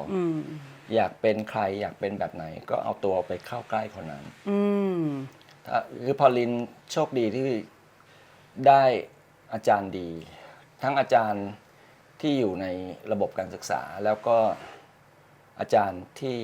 ฝึกฝนในการทำงานอย่างตอนที่เริ่มงานครั้งแรกก็คือหนังสือพิมพ์อื่นมีเยอะแยะแต่เลือกไปบางกอกโพสต์คือเป็นอันดับหนึ่งของเมืองไทยเลือกที่จะไปหนังสือพิมพ์อันดับหนึ่งนะขณะนั้นคือเป็นหนังสือพิมพ์ภาษาอังกฤษที่มียอดผู้อ่านเยอะสุดแล้วก็อยากพัฒนาภาษาอังกฤษก็ไปที่บางกอกโพสต์ก็แน่นอนเราก็ไปเจอกลุ่มคนที่เก่งคือเราต้องไปฝังตัวเพื่อที่จะเรียนรู้จากเขาใช้คำว่าฝังตัวก็คือว่าเขาให้ทำอะไรก็ทำในช่วงแรกๆเราต้องเป็นแบบนั้นเรายังไม่ได้มีประสบการณ์มากพอเราก็ต้องไปฝังตัวเรียนรู้จากเขารับในแง่เรื่องดีๆถามว่าทุกคนมันก็มีเรื่องไม่ดีและเรื่องดีแต่เราไปเรียนรู้เราก็รับเรื่องดีๆไอ้เรื่องนอกระบบนอกอะไรเราก็ไม่เข้าไปแบบเนี้ยเพราะนั้นสำคัญที่สุดแล้วก็พยายามหาสิ่งใหม่ๆในชีวิตหาสิ่งใหม่ๆคือว่าหลังจากที่เราไปพยายามฝังตัวแล้วเนี่ยฝึกฝนแล้วเนี่ยหาสิ่งใหม่ๆก็คือว่าอะไรอีกที่เรายังไม่เจออะไรที่เราอยากรู้อะไรที่เรายังไม่เจอถ้ามันมีโอกาสเข้ามาหรือถ้าไม่มีโอกาสแล้วเราจะแสวงหาโอกาสยังไงแล้วก็พอมีโอกาสมาต้องรีบคว้าเหมือนบางทีอยู่ได้ไม่นานก็เพราะว่ามันมีโอกาสเข้ามาเราต้องตั้งคำถามว่าเราจะทำหรือไม่ทำแล้วเงื่อนไขคืออะไรเงื่อนไขไม่ใช่งานหนักเงื่อนไขคือมันจะเป็นสิ่งใหม่ที่เราไม่รู้พอตรงนี้แล้วเราก็สวิตช์หรือว่าเราก็จัมป์สปริงบอร์ดไปอยู่อีกที่หนึ่งเพื่อเราจะได้รู้เรื่องใหม่ๆแล้วถามว่าใครได้ประโยชน์ก็ตัวเรามันก็ไม่มีใครขโมยไปจากเราได้เงินเดือนถ้าคุณโดนไล่ออกหรือว่าคุณตกงานคุณก็ไม่ได้แต่ว่าความรู้ประสบการณ์มันยังอยู่ตลอดเพราะฉะนั้นสิ่งที่คิดว่าได้ประโยชน์แล้วก็ถ้าเป็นแง่คิดของตัวเองก็คือประสบการณ์ที่เราคิดว่ามันควรจะต้องเพิ่มขึ้นบางทีเราเป็นผู้จัดการหรือว่าเป็นดีเรคเตอร์แม้กระทั่งเป็นประธานบริษัทเราคิดว่าเรารู้หมดแล้วแต่มันมีเซกเตอร์อื่นด้านธุรกิจอื่นที่เรายังไม่รู้ตรงเนี้ยมันก็ถ้าเราสนใจเราก็ต้องลองสปริงบอร์ดดูเราก็กลับไปทำงานหนักเหมือนเดิมในที่ใหม่ๆในทุกที่ใช่แต่ว่าอย่าไปกลัวงานหนักปัญหาของการทำงานในบ้านเราคือกลัวงานหนักไม่เอาอะเหนื่อยพอแล้วทำงานไม่คุ้มถ้าคิดว่าไม่คุ้มนี่นะคือยากที่จะประสบความสำเร็จแล้วคุณจะเป็นเจ้านายที่ดีไม่ได้เลยถ้าคุณไม่เป็นลูกน้องที่ดีมาก่อนนะครับหลายคนคิดแบบเจ้านายอยากเป็นเจ้านายอยากเป็นผู้จัดการตั้งแต่เรียนจบอยากเป็นเจ้านายแต่ถ้าคุณไม่เคยเป็นลูกน้องที่ดีก็ไม่มีวันที่คุณจะเป็นเจ้านายที่ดีได้เพราะฉะนั้นมันก็ต้องอดทนแล้วก็เราดูเจ้านายที่ไม่ดีเราก็ต้องบอกว่าข้างหน้าเราไม่ทำถ้าเราเป็นเจ้านายเราจะไม่ทำเราก็จำเอาไว้แต่ว่าเราไม่ต้องไปแอนตี้เขาไม่ต้องไปทำอะไรเขานะครับถ้าเราอยู่ไม่ไหวเราก็ออกแล้วไม่มีใครหรอกไม่มีบริษัทไหนที่มันจะเจ๊งเพราะเราออกหลายคนนะทำงานจนโอ้โหแบบทำงานหนักจนแบบถ้ากูออกนะบริษัทนี้เจ๊งแน่นอนไม่มีทางทุกคนมีตัวแทนเราได้เสมอในทุกที่เพราะฉะนั้นเนี่ยถ้าจะออกก็เพื่อความก้าวหน้าของเราเองความก้าวหน้าซึ่งหมายถึงการเรียนรู้ใหม่ๆของเราเองก็อันนั้นแหละอย่าไปคิดว่าไปลาออกเพื่อแกล้งบริษัทไม่มีทางเราแกล้งเขาไม่ได้หรอกมันไม่สำเร็จนะงั้นมาเริ่มต้นที่ชมรมเชียร์ไทยเลยจริงๆนี่ก็เป็นอีกแบบอีกโปรเจกต์ของชีวิตของพี่ที่แบบใหญ่โตมโหฬารและสร้างการเปลี่ยนแปลงและทำอะไรหลายอย่างเลยชมรมเชียร์ไทยกับเว็บไซต์ cheerthai.com ใช่ไหมคะอันนี้ก็เป็นมันเป็นโปรเจกต์ส่วนตัวของพี่ใช่ไหมมันเกิดจากอะไรส่วนตัวค่ะเกิดจากตอนที่เราเริ่มมีงานทำแล้วก็เป็นผู้จัดการมีเงินเดือนไม่เยอะมากตอนนั้นก็ 7-8 หมื่นก็เริ่มมีเงินเดือนแล้วก็เป็นผู้บริหารระดับกลางก็มีความรู้สึกว่าตัวเองเริ่มมั่นคงแล้วก็ถึงจะย้ายงานที่ไหนก็ไม่กลัวแล้วก็เลยช่วงนั้นเป็นช่วงเข้ามาของเว็บไซต์เริ่มมีเว็บไซต์ worldwide web นี่แหละ เริ่มเรียนรู้เรื่องการจดโดเมนเนมแล้วก็ทำอะไรเราก็เลยทำเว็บไซต์ที่เกี่ยวกับฟุตบอลเพราะเป็นปมในวัยเด็กที่เราอยากเล่นฟุตบอลเป็นอาชีพแล้วเราก็ไม่สามารถทำได้ เพราะว่ามันไม่สถานการณ์มันไม่เอื้อพอมีจังหวะตรงนั้นเราคิดว่าเอาละต่อไปแฟนฟุตบอลมันไม่ต้องเก็บกดละเราก็จะมาพูดคุยกันในเว็บไซต์แล้วก็ไปเชียร์รวมพลกันไปเชียร์นะฟุตบอลมันจะเจริญไม่ได้ถ้ามันไม่มีกองเชียร์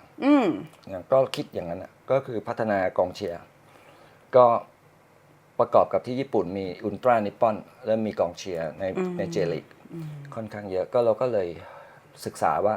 ถ้าเราจะเชียร์แบบอังกฤษตะโกนร้องเพลงคงไม่มีใครร้องกับเราแน่ มันมีสไตล์การเชียร์ต่างกันด้วยใช่ไหมคิดแล้วว่าอังกฤษนี่ไม่มีใครร้องกับเราใช่เพราะว่าคนอังกฤษเขาเวลากินเบียร์เข้าไปเขาก็หน้าแดงเขาก็ไปของไทยนี่ดูท่าแล้วคนไทยขี้อายนะไม่น่าได้ถ้าไม่มีไทยแลนด์ก็ไม่มีสู้ๆใช่ไหมหมายความว่าถ้าไม่มีผู้นำเชียร์บอกไทยแลนด์ก็ไม่มีใครบอกสู้ๆแต่นี้เราก็ไม่อยากให้แค่ไทยแลนด์สู้ๆอย่างเดียวเราก็อยากให้มันร้องเพลงแบบเป็นเรื่องเป็นราวนี้เราก็ไปคุยกับทางประธานเจลีกตอนนั้นเป็นนักข่าวนะก็ได้สัมภาษณ์กับเจลีกได้ไปคุกคีกับแฟนบอลเจลีกก็เขาบอกว่าคนไทยกับญี่ปุ่นเนี่ยคล้ายๆกันคือเป็นคนขี้อายแต่ทำไม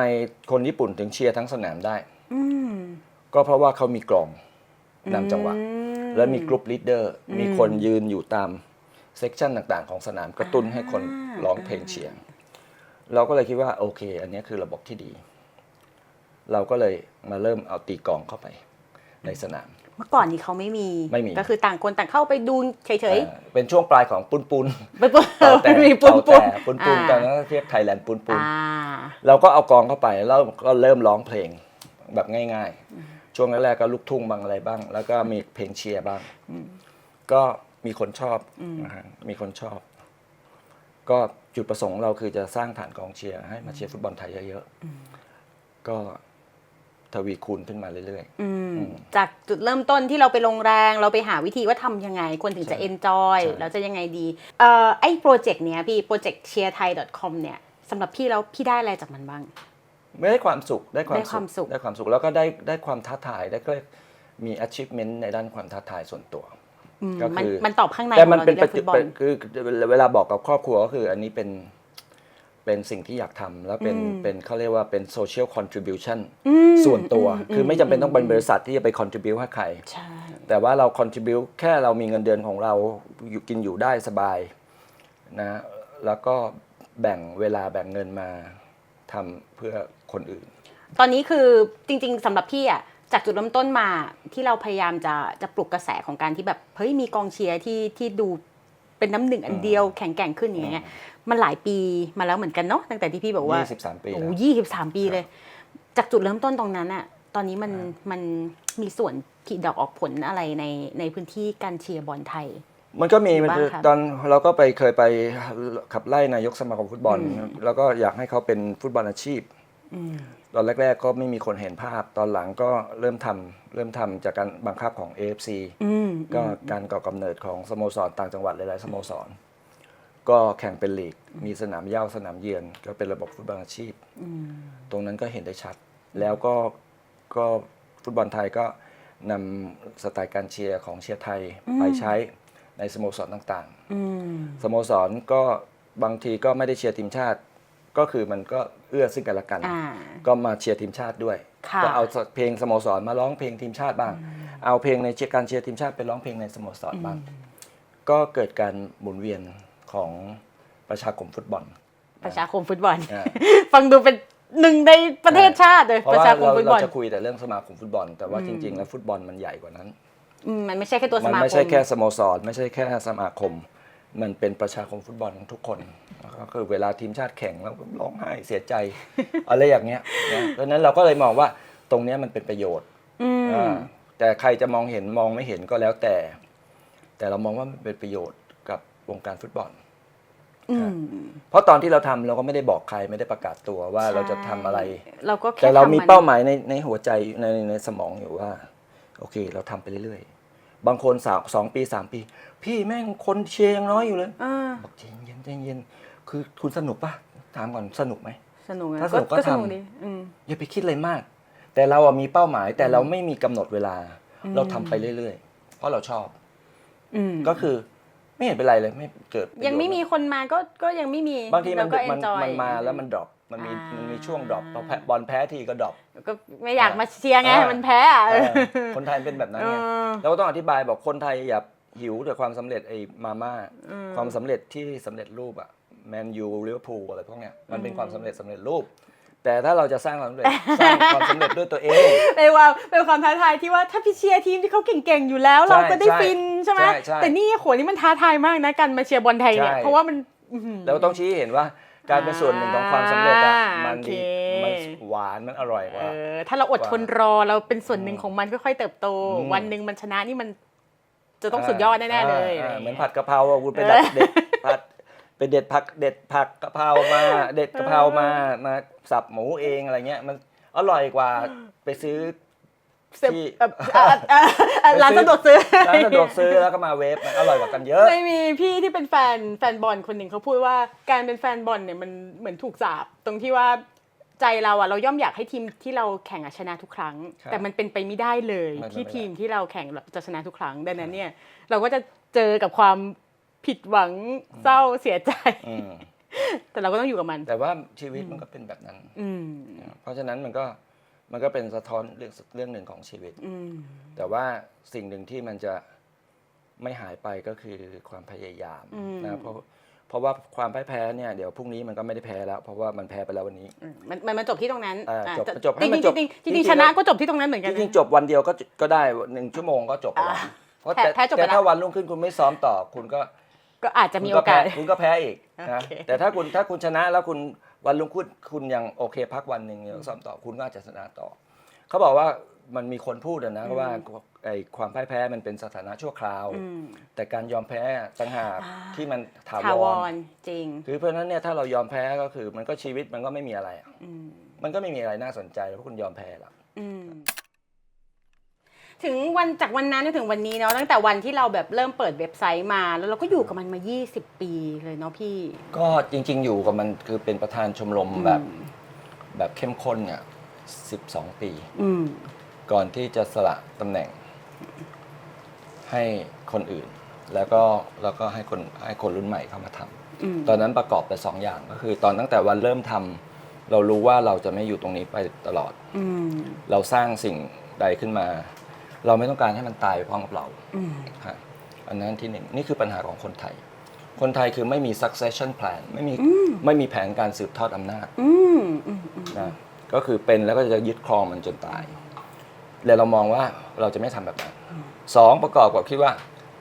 เราเริ่มคิดจริงจังว่าเรา achieve แล้ว ทั้งงานประจำทั้งงานเพื่อสังคม achieve ในระดับที่เราพอใจ ค่ะ เป็น achievement ส่วนตัวของ แล้วเรา เรา ก็เลยคิดว่าเราจะไปเป็นตัวของตัวเอง ในสิ่งที่อยากทำจริง ๆ ตอนแรกคิดว่าอยากทำเรื่องฟุตบอลจริง ๆ แต่พอคิดไปคิดมาแล้ว สิ่งที่เราอยากทำจริง ๆ คือการเป็นผู้หญิง การเปลี่ยนแปลงเพศสภาพพอมาคิดตรงนั้นเราก็เริ่มศึกษาหาข้อมูล แล้วก็เชียร์ไทยไม่เลิก แต่ว่าให้คนอื่นมาสานต่อ ให้คนรุ่นใหม่ มาสานต่อ12 ปีแล้วก็ออกไป จนตอนนี้ก็มีประธานเพิ่มมา2 คน แปลว่าตอนนั้นที่พี่ตัดสินใจที่บอกว่าเกษียณเรื่องงานประจำมาตั้งแต่อายุ40 กว่าๆจริงๆก็คือจากการทำงานหนักของเราอะเรื่องแบบ achievement เรื่องรายได้เรื่องอะไรของเราคือเราอยู่ได้ละเรา stable ละอย่างนี้ละค่ะ ไม่ได้รอให้มันอยู่ได้หรอกก็คือมันพอมากกว่า พอค่ะ มันพูดยากจนแบบโอ้โหจะต้องมีเงินเก็บเท่านั้นเท่านี้หรอกแต่ว่าเราคิดว่ามันพออะมันพอคือเราไม่ต้องการชีวิตหรูหราแล้ว ถามว่าตอนทำงานมันหรูหรามากไหมมันก็คือใช้เงินบริษัทอะมันก็หรูหราพอสมควรนะแต่ทั้งใช้เงินบริษัททั้งใช้เงินตัวเองอะก็เงินเดือนเกือบ100,000ตั้งแต่อายุ26เพราะนั้นมันก็หรูหรามาเยอะแล้วกินข้าวโรงแรมทุกวันก็เคยแล้วอะไรอย่างเงี้ยเราก็ไม่ได้เป็นคนมาจากครอบครัวแบบนั้นเพราะนั้นเราก็เลยคิดว่าเรื่องพวกนี้คือกำไร แต่มันไม่ได้ดีไปกว่าชีวิตปกติธรรมดาเลยเท่าไหร่หรอกนะพอเราคิดได้ตรงนั้นเราก็เลยคิดว่ามันพอละที่จะไปหาความสุขนอกกายและความสุขมันอยู่ในกายในใจของเราในกายของเราก็คือว่าพี่แอดเขาบอกว่าใจกับกายกับใจให้ตรงกัน ใจกับกายให้ตรงกันค่ะ มันก็มีแง่คิด ที่ดีก็คือว่า ถ้ากายกับใจมันตรงกันเนี่ยมันจะความสุขมันจะเกิดขึ้นโดยที่ไม่ต้องมีตำแหน่ง ไม่ต้องมีหัวโขน ไม่ต้องมีความสำเร็จ ไม่ต้องมีเงินทอง ไม่ต้องมีแบรนด์เนม อันนี้มันโดยเฉพาะอย่างยิ่งตัวเราเองด้วยที่จริงๆแล้วใจเรากับexpression ข้างนอกของเรารู้สึกมาตลอดว่ามันไม่ตรงกัน มันไม่ตรงกัน เราก็เลยคิ คื ด อ ว่า คนมองว่าประสบความสำเร็จ อืม หน้าที่การงานสังคม ครอบครัว เมียพอลลินสวยมากทั้ง ใช่ สองค ค่ะ น ทั้งสองคนมัน ต้องย้ำด้วยว่าทั้งสองคนแล้วภรรยา ภรรยาคุณพินิจต้องพูดว่าภรรยาคุณพินิจ ตอนนี้ ภรรยา เป็น คุณ เพื่อน พิจ กัน เป็นเพื่อนกันสวยมากทั้ง ครับ สองคนจริงๆ เพราะฉะนั้นเนี่ยแต่ตัวเรามันไม่มีความสุขเรารู้สึกว่ากายกับใจมันไม่ตรงกัน อืม เราก็เลยต้องคิดใหม่ ทีนี้มันก็ความกลัวคราวนี้มันหนักขึ้น เพราะว่า เป็น มัน กลัวที่โอ้โห มันท้าทายมาก เป็นใหญ่มากอืม ใช่เพราะว่าโอ้เราต้องทิ้งทุกอย่างเลยนะงานการที่เคยมีโอกาสต่าง ภาพ ตอน ทุก นั้น สิ่ง เริ่ม อย่าง มี ตั้งแต่เกิดมา ๆทางการเมืองเริ่มชวนแล้ว อันนั้นพี่ไปทำก่อน เริ่ม ไหมคะ ตอนเป็นอะไรนะ ตอนเป็น คะ ตอนนั้นเป็นสาวสองละคือตอนนั้นเป็นทรานส์ ตอนนั้นแล้วโอเค แต่ว่าตั้งแต่ตอนเป็นผู้ชายก็การเมืองเริ่มเข้ามาทับทามแล้วก็ลงสมัครนายกสมาคมฟุตบอล ตอนแรกพี่ลงแล้วพี่ก็ถอนตัว ตอนตัวนั่นแหละเกิดจากความ อ่า ที่ว่าเราหาทางลงให้ตัวเองละพอมาคิดดูแล้วถ้ากูไปนี่ไปต้องไปให้สุดเลยนะ อ๋อหมายความว่าที่ถอนตัวเพ แล้ว ราะ มัน ว่า จะ ตัด ไม่ สินใจ สามารถ พอดีว่าจะไป เราจะไม่สามารถจะกลับมาเป็น พินิจ จะไม่สามารถกลับย้อนกลับมาเป็นผู้หญิงได้วัยเด็กเราอยากเป็นอะไรมากที่สุดวัยเด็กจริงๆ ย้อนไปตรง4-5 ขวบ3 ขวบ4 ขวบก็จำอายุไม่ได้แต่ว่าตั้งแต่จำความได้ เราอยากเป็นผู้หญิงพอเราย้อนตรงนั้นเราก็คิดว่า และความฝันตรงนั้นไม่เคยหายไปทุกคนแฮปปี้หมดกับงานที่เราทำทุกคนแฮปปี้กับสังคมฟุตบอล ทุกคนชื่นชมพินิจงามพริ้งอะไรอย่างเงี้ยแต่เรารู้สึกว่าเราไม่มีความสุข achievement ไหนมันก็ มันจัดการสิ่งนี้ในใจไม่ได้ มันต้องหาไปเรื่อยๆ เนาะ อะมันต้องหา ไม่งั้นก็ achievement ไปเรื่อยๆ โอ้ไม่งั้นได้ไปถึงไหนก็ไม่รู้เลยกว่า ใช่ มัน แต่ จะ นี้เรา ทดแท ย้อนกลับมาว่า ความรู้สึกอยากเป็นผู้หญิงมันไม่เคยหายไป แม้ว่าเราจะมีความสำเร็จในแง่ของการเป็นผู้ชาย เราก็เลยดึงตัวเองกลับมาว่าเอาละเราจะทำในสิ่งที่ คืออันเนี้ยยากสุดแหละ นึกออกค่ะ ยากกว่าตอนไปเจอคุณกรณ์ทัพพลังศรีอีก อันนี้ยากสุดจริงๆ แต่เราก็ตัดสินใจ ยากกว่าได้เงินเดือน 200,000-300,000เนี่ยเพราะฉะนั้นเนี่ยก็เริ่มวางแผนตัดสินใจกระบวนการตัดสินใจมันหลายปีพอสมควรนะครับจนกระทั่งคุณแม่บอกว่าอนุญาต อ๋อเราเป็นเด็กดีมาตั้งแต่เด็กเล ใช่ ย เราต้องไป คือเราคาเราไม่กล้า แต่ว่า อืม เราอยากแต่เราไม่กล้า จนคุณแม่บอกว่า คือตอนนั้นร้องไห้กันอ่ะ คือแม่บอกก็ลูกก็เป็นแบบนี้ก็ดีแล้วนี่ทุกคนแฮปปี้แต่ป้อม หนูเนี่ยไม่แฮป หนู ปี้ ไม่แฮปปี้แกบอกทีนี้ก็คุยกันไปคุยกันมาคุณแม่บอกว่า เอาถ้าอยากจะทำอะไรที่ลูกมีความสุขก็ทำแม่เป็นผู้ให้กำเนิดแม่อนุญาตพอแม่อนุญาตทีนี้เราก็มองว่าไอ้เจ้าของที่เป็นเจ้าของเราเนี่ย นอกจากตัวเราก็แม่เรานี่แหละที่อุ้มท้องมาเพราะนั้นถ้าแม่อนุญาตก็คือกูไม่แคร์ใครละไม่ใช่ไม่แคร์ก็คือเราสามารถเดินได้อย่างมั่นใจละ โอเคก็ยังแคร์อยู่ค่ะ แต่ยังไง แคร์ การตัดสินใจก็จะเป็นของเรา ใช่เพราะฉะนั้นเราก็แต่เราก็ในความสุขของเราก็ไม่อยากให้มีใครมีความทุกข์แล้วเราก็เทคแคร์ดูแลครอบครัวที่เกิดจากเราให้ดีที่สุดก็นั่นแหละก็เริ่มเปลี่ยนแปลงตัวเอง แล้วก็เลยประกอบกับเกษียณงานประจำและเกษียณงานสังคม ตอนนั้นก็คือไปอยู่อเมริกาใช่ไหมคะ ครับ ก็คือบินไปอเมริกาแล้วไปทำอะไรบ้างพี่อยู่ที่ ที่ นั่น บอกว่าวางแผนเนี่ยก่อนจะไปมันไม่ใช่ว่าจะไปได้เลยนะมันวางแผนว่าหนึ่งภรรยาหรืออดีตภรรยาเนี่ยเขาไม่มีเขาเป็นแม่บ้านมาตลอด เราทำงานคนเดียว ทีนี้ก็เลยต้องหางานให้เขาทำก็ไปทำร้านอาหาร คือเกษียณเสร็จแล้วก็เอาเงินเก็บไปทำร้านอาหาร ที่อเมริกาเหรอคะ ที่เมืองไทยก่อน ที่เมืองไทย บ้านเกิดเขาก็ไปฝึกเขาทำอาหาร และตัวเราก็ฝึกไปด้วยเราก็มีทักษะอยู่บ้าง แล้วก็ฝึกให้เขาทำ ทำไมเลือกร้านอาหารนะพี่ทำไมเลือกบิสเนสนี้ ไม่เพราะว่าคือมันไม่ได้ใช้เงินเยอะ แล้วมันก็ถามว่าเราเป็นตำแหน่งนู้นตำแหน่งนี้อ่ะมัน มันเป็นมรดกให้ลูกหลานไม่ได้ แต่ถ้าเรามีความรู้ความสามารถด้านใดด้านหนึ่งเนี่ยยังไงคนมันก็ต้องกินข้าวนอกบ้านใช่ไหมมันก็เพราะฉะนั้นมันก็ต้องถ้าคุณไม่ขี้เกียจไม่อะไรมันก็ทำได้เป็นบิสเนสที่ดีก็เลยไปเริ่มต้นทำร้านอาหารก็ทำร้านอาหารก็ฝึกปรือแล้วก็เสร็จแล้วก็ทำอาหารฝรั่งทำสเต็กเฮาส์แล้วเสร็จแล้วก็ไปอเมริกาการไปอเมริกาที่ไปทำร้านอาหารก็เพราะว่าก็เป็นเบสิกของคนไทยอยู่แล้วแล้วไปเวลาไปอเมริกาก็ร้านอาหารไทยก็มีความต้องการคนทำครัวที่เป็นอยู่ตลอดเวลาเพราะมันเป็นงานที่หนักใช่หนักมากนะหนักกว่างานเอเจนซี่แต่มันเป็นหนักในแง่ฟิสิกอลคือหนักในแง่เงินไม่เยอะด้วยก็ไม่เยอะเท่าไหร่ไม่เยอะเท่าไหร่ก็แต่ก็ต้องไต่เต้าแต่ไต่เต้าคือล้างจานก่อนทางที่อยู่เมืองไทยเป็นเชฟนั่นนี่กำลังจะบอกแล้วว่าแบบเป็นเชฟในร้านตัวเอง แต่ไม่มีใครให้เขาไปยืนหน้าเตาอยู่เมืองไทยนี่เป็นระดับ C มาแล้วก็เป็นร้านพอไปถึงที่นู่นนี่คือเป็นอีกพื้นที่ในการไปเริ่มล้างจานแล้วไม่ให้ใครรู้ว่าตัวเองชื่ออะไรมาก่อนก็เขารู้ชื่อแหละแต่ว่าเขาก็แต่รู้สึกว่ามันจะไม่ต้องมีใบอะไรก็แอบทำอาหารร้านอาหารก็คือไปทำครัวเขาก็เรียกชื่อพอก็ไม่มีใครมาสนใจว่าไอ้คนนี้ชื่ออะไรเนาะก็ล้างจานเขาให้ล้างจานก็ล้างจานขนาดล้างจานยังโดนด่าเลยบอกล้างช้าบอกว่าผมกลัวจานพี่แตกบอกมึงต้องเร็วกว่านี้บอกที่ขนาดกูแม่งระดับไหนล้างจานยังโดนด่าแล้วงานคนไทยที่ในต่างประเทศอ่ะมันไม่ใช่สวยหรูนะมันเหยียดกันเองมันกลัวไปแย่งไอเชฟยืนหน้าเตามันก็กลัวเราไปแย่งงานมันก็บอกว่าไอ้นี่ไม่ได้เรื่องมันก็จะคอยไซโคอย่างเงี้ยการเมืองระดับร้านอาหารก็เยอะแยะไปหมดการเมืองอยู่ทุกที่แม้แต่ระดับในครัวก็ตามใช่แล้วก็อดทนแต่เราอะเวลาหั่นผักเราหั่นสไตล์ญี่ปุ่นคือดึงเข้าตัวจะเร็วแค่ไหนก็คือดึงเข้าตัวแต่ไอคนที่ฝึกแบบฝรั่งก็คือทั่วไปก็มันจะไถไปแบบนี้หรือไม่ก็สับแบบนี้ทีนี้พอมันเห็นเราแบบนี้มันบอกมันจะได้เรื่องแล้วเนี่ยจริงๆมันก็ปริมาณเท่ากันนะแต่ว่าเราฝึกแบบญี่ปุ่นเพราะเราใช้มีดญี่ปุ่นแล้วก็ฝึกแบบญี่ปุ่นมันก็เกิดการเหยียดกันอะไรแบบนี้ต่อสู้เหยียดวิธีการหั่นผักกันก็ต่อสู้ทีนี้เราก็เลยเอามีดเราอะมึงลองดูมึงเอามีดกูเนี่ยไปหั่นดูทำแบบมึงมันบอกหั่นยากเพราะของมีดเรามันเป็นมีดเขาเรียกว่าคมเดียวก็คือคมด้านเดียวมันก็เลยต้องดึงซิงเกิลเบเวลมันคือคมด้านเดียวมันคมกว่าแต่ว่ามีดยุโรปมันเป็นแบบนี้มีดญี่ปุ่นมันเป็นแบบนี้เพราะนั้นมันจะไปหั่นแบบนั้นไม่ได้เพราะมันมันบอกทำยากก็นี่ไงก็คืออุปกรณ์ใครอุปกรณ์มันความถนัดมันไม่เหมือนกัน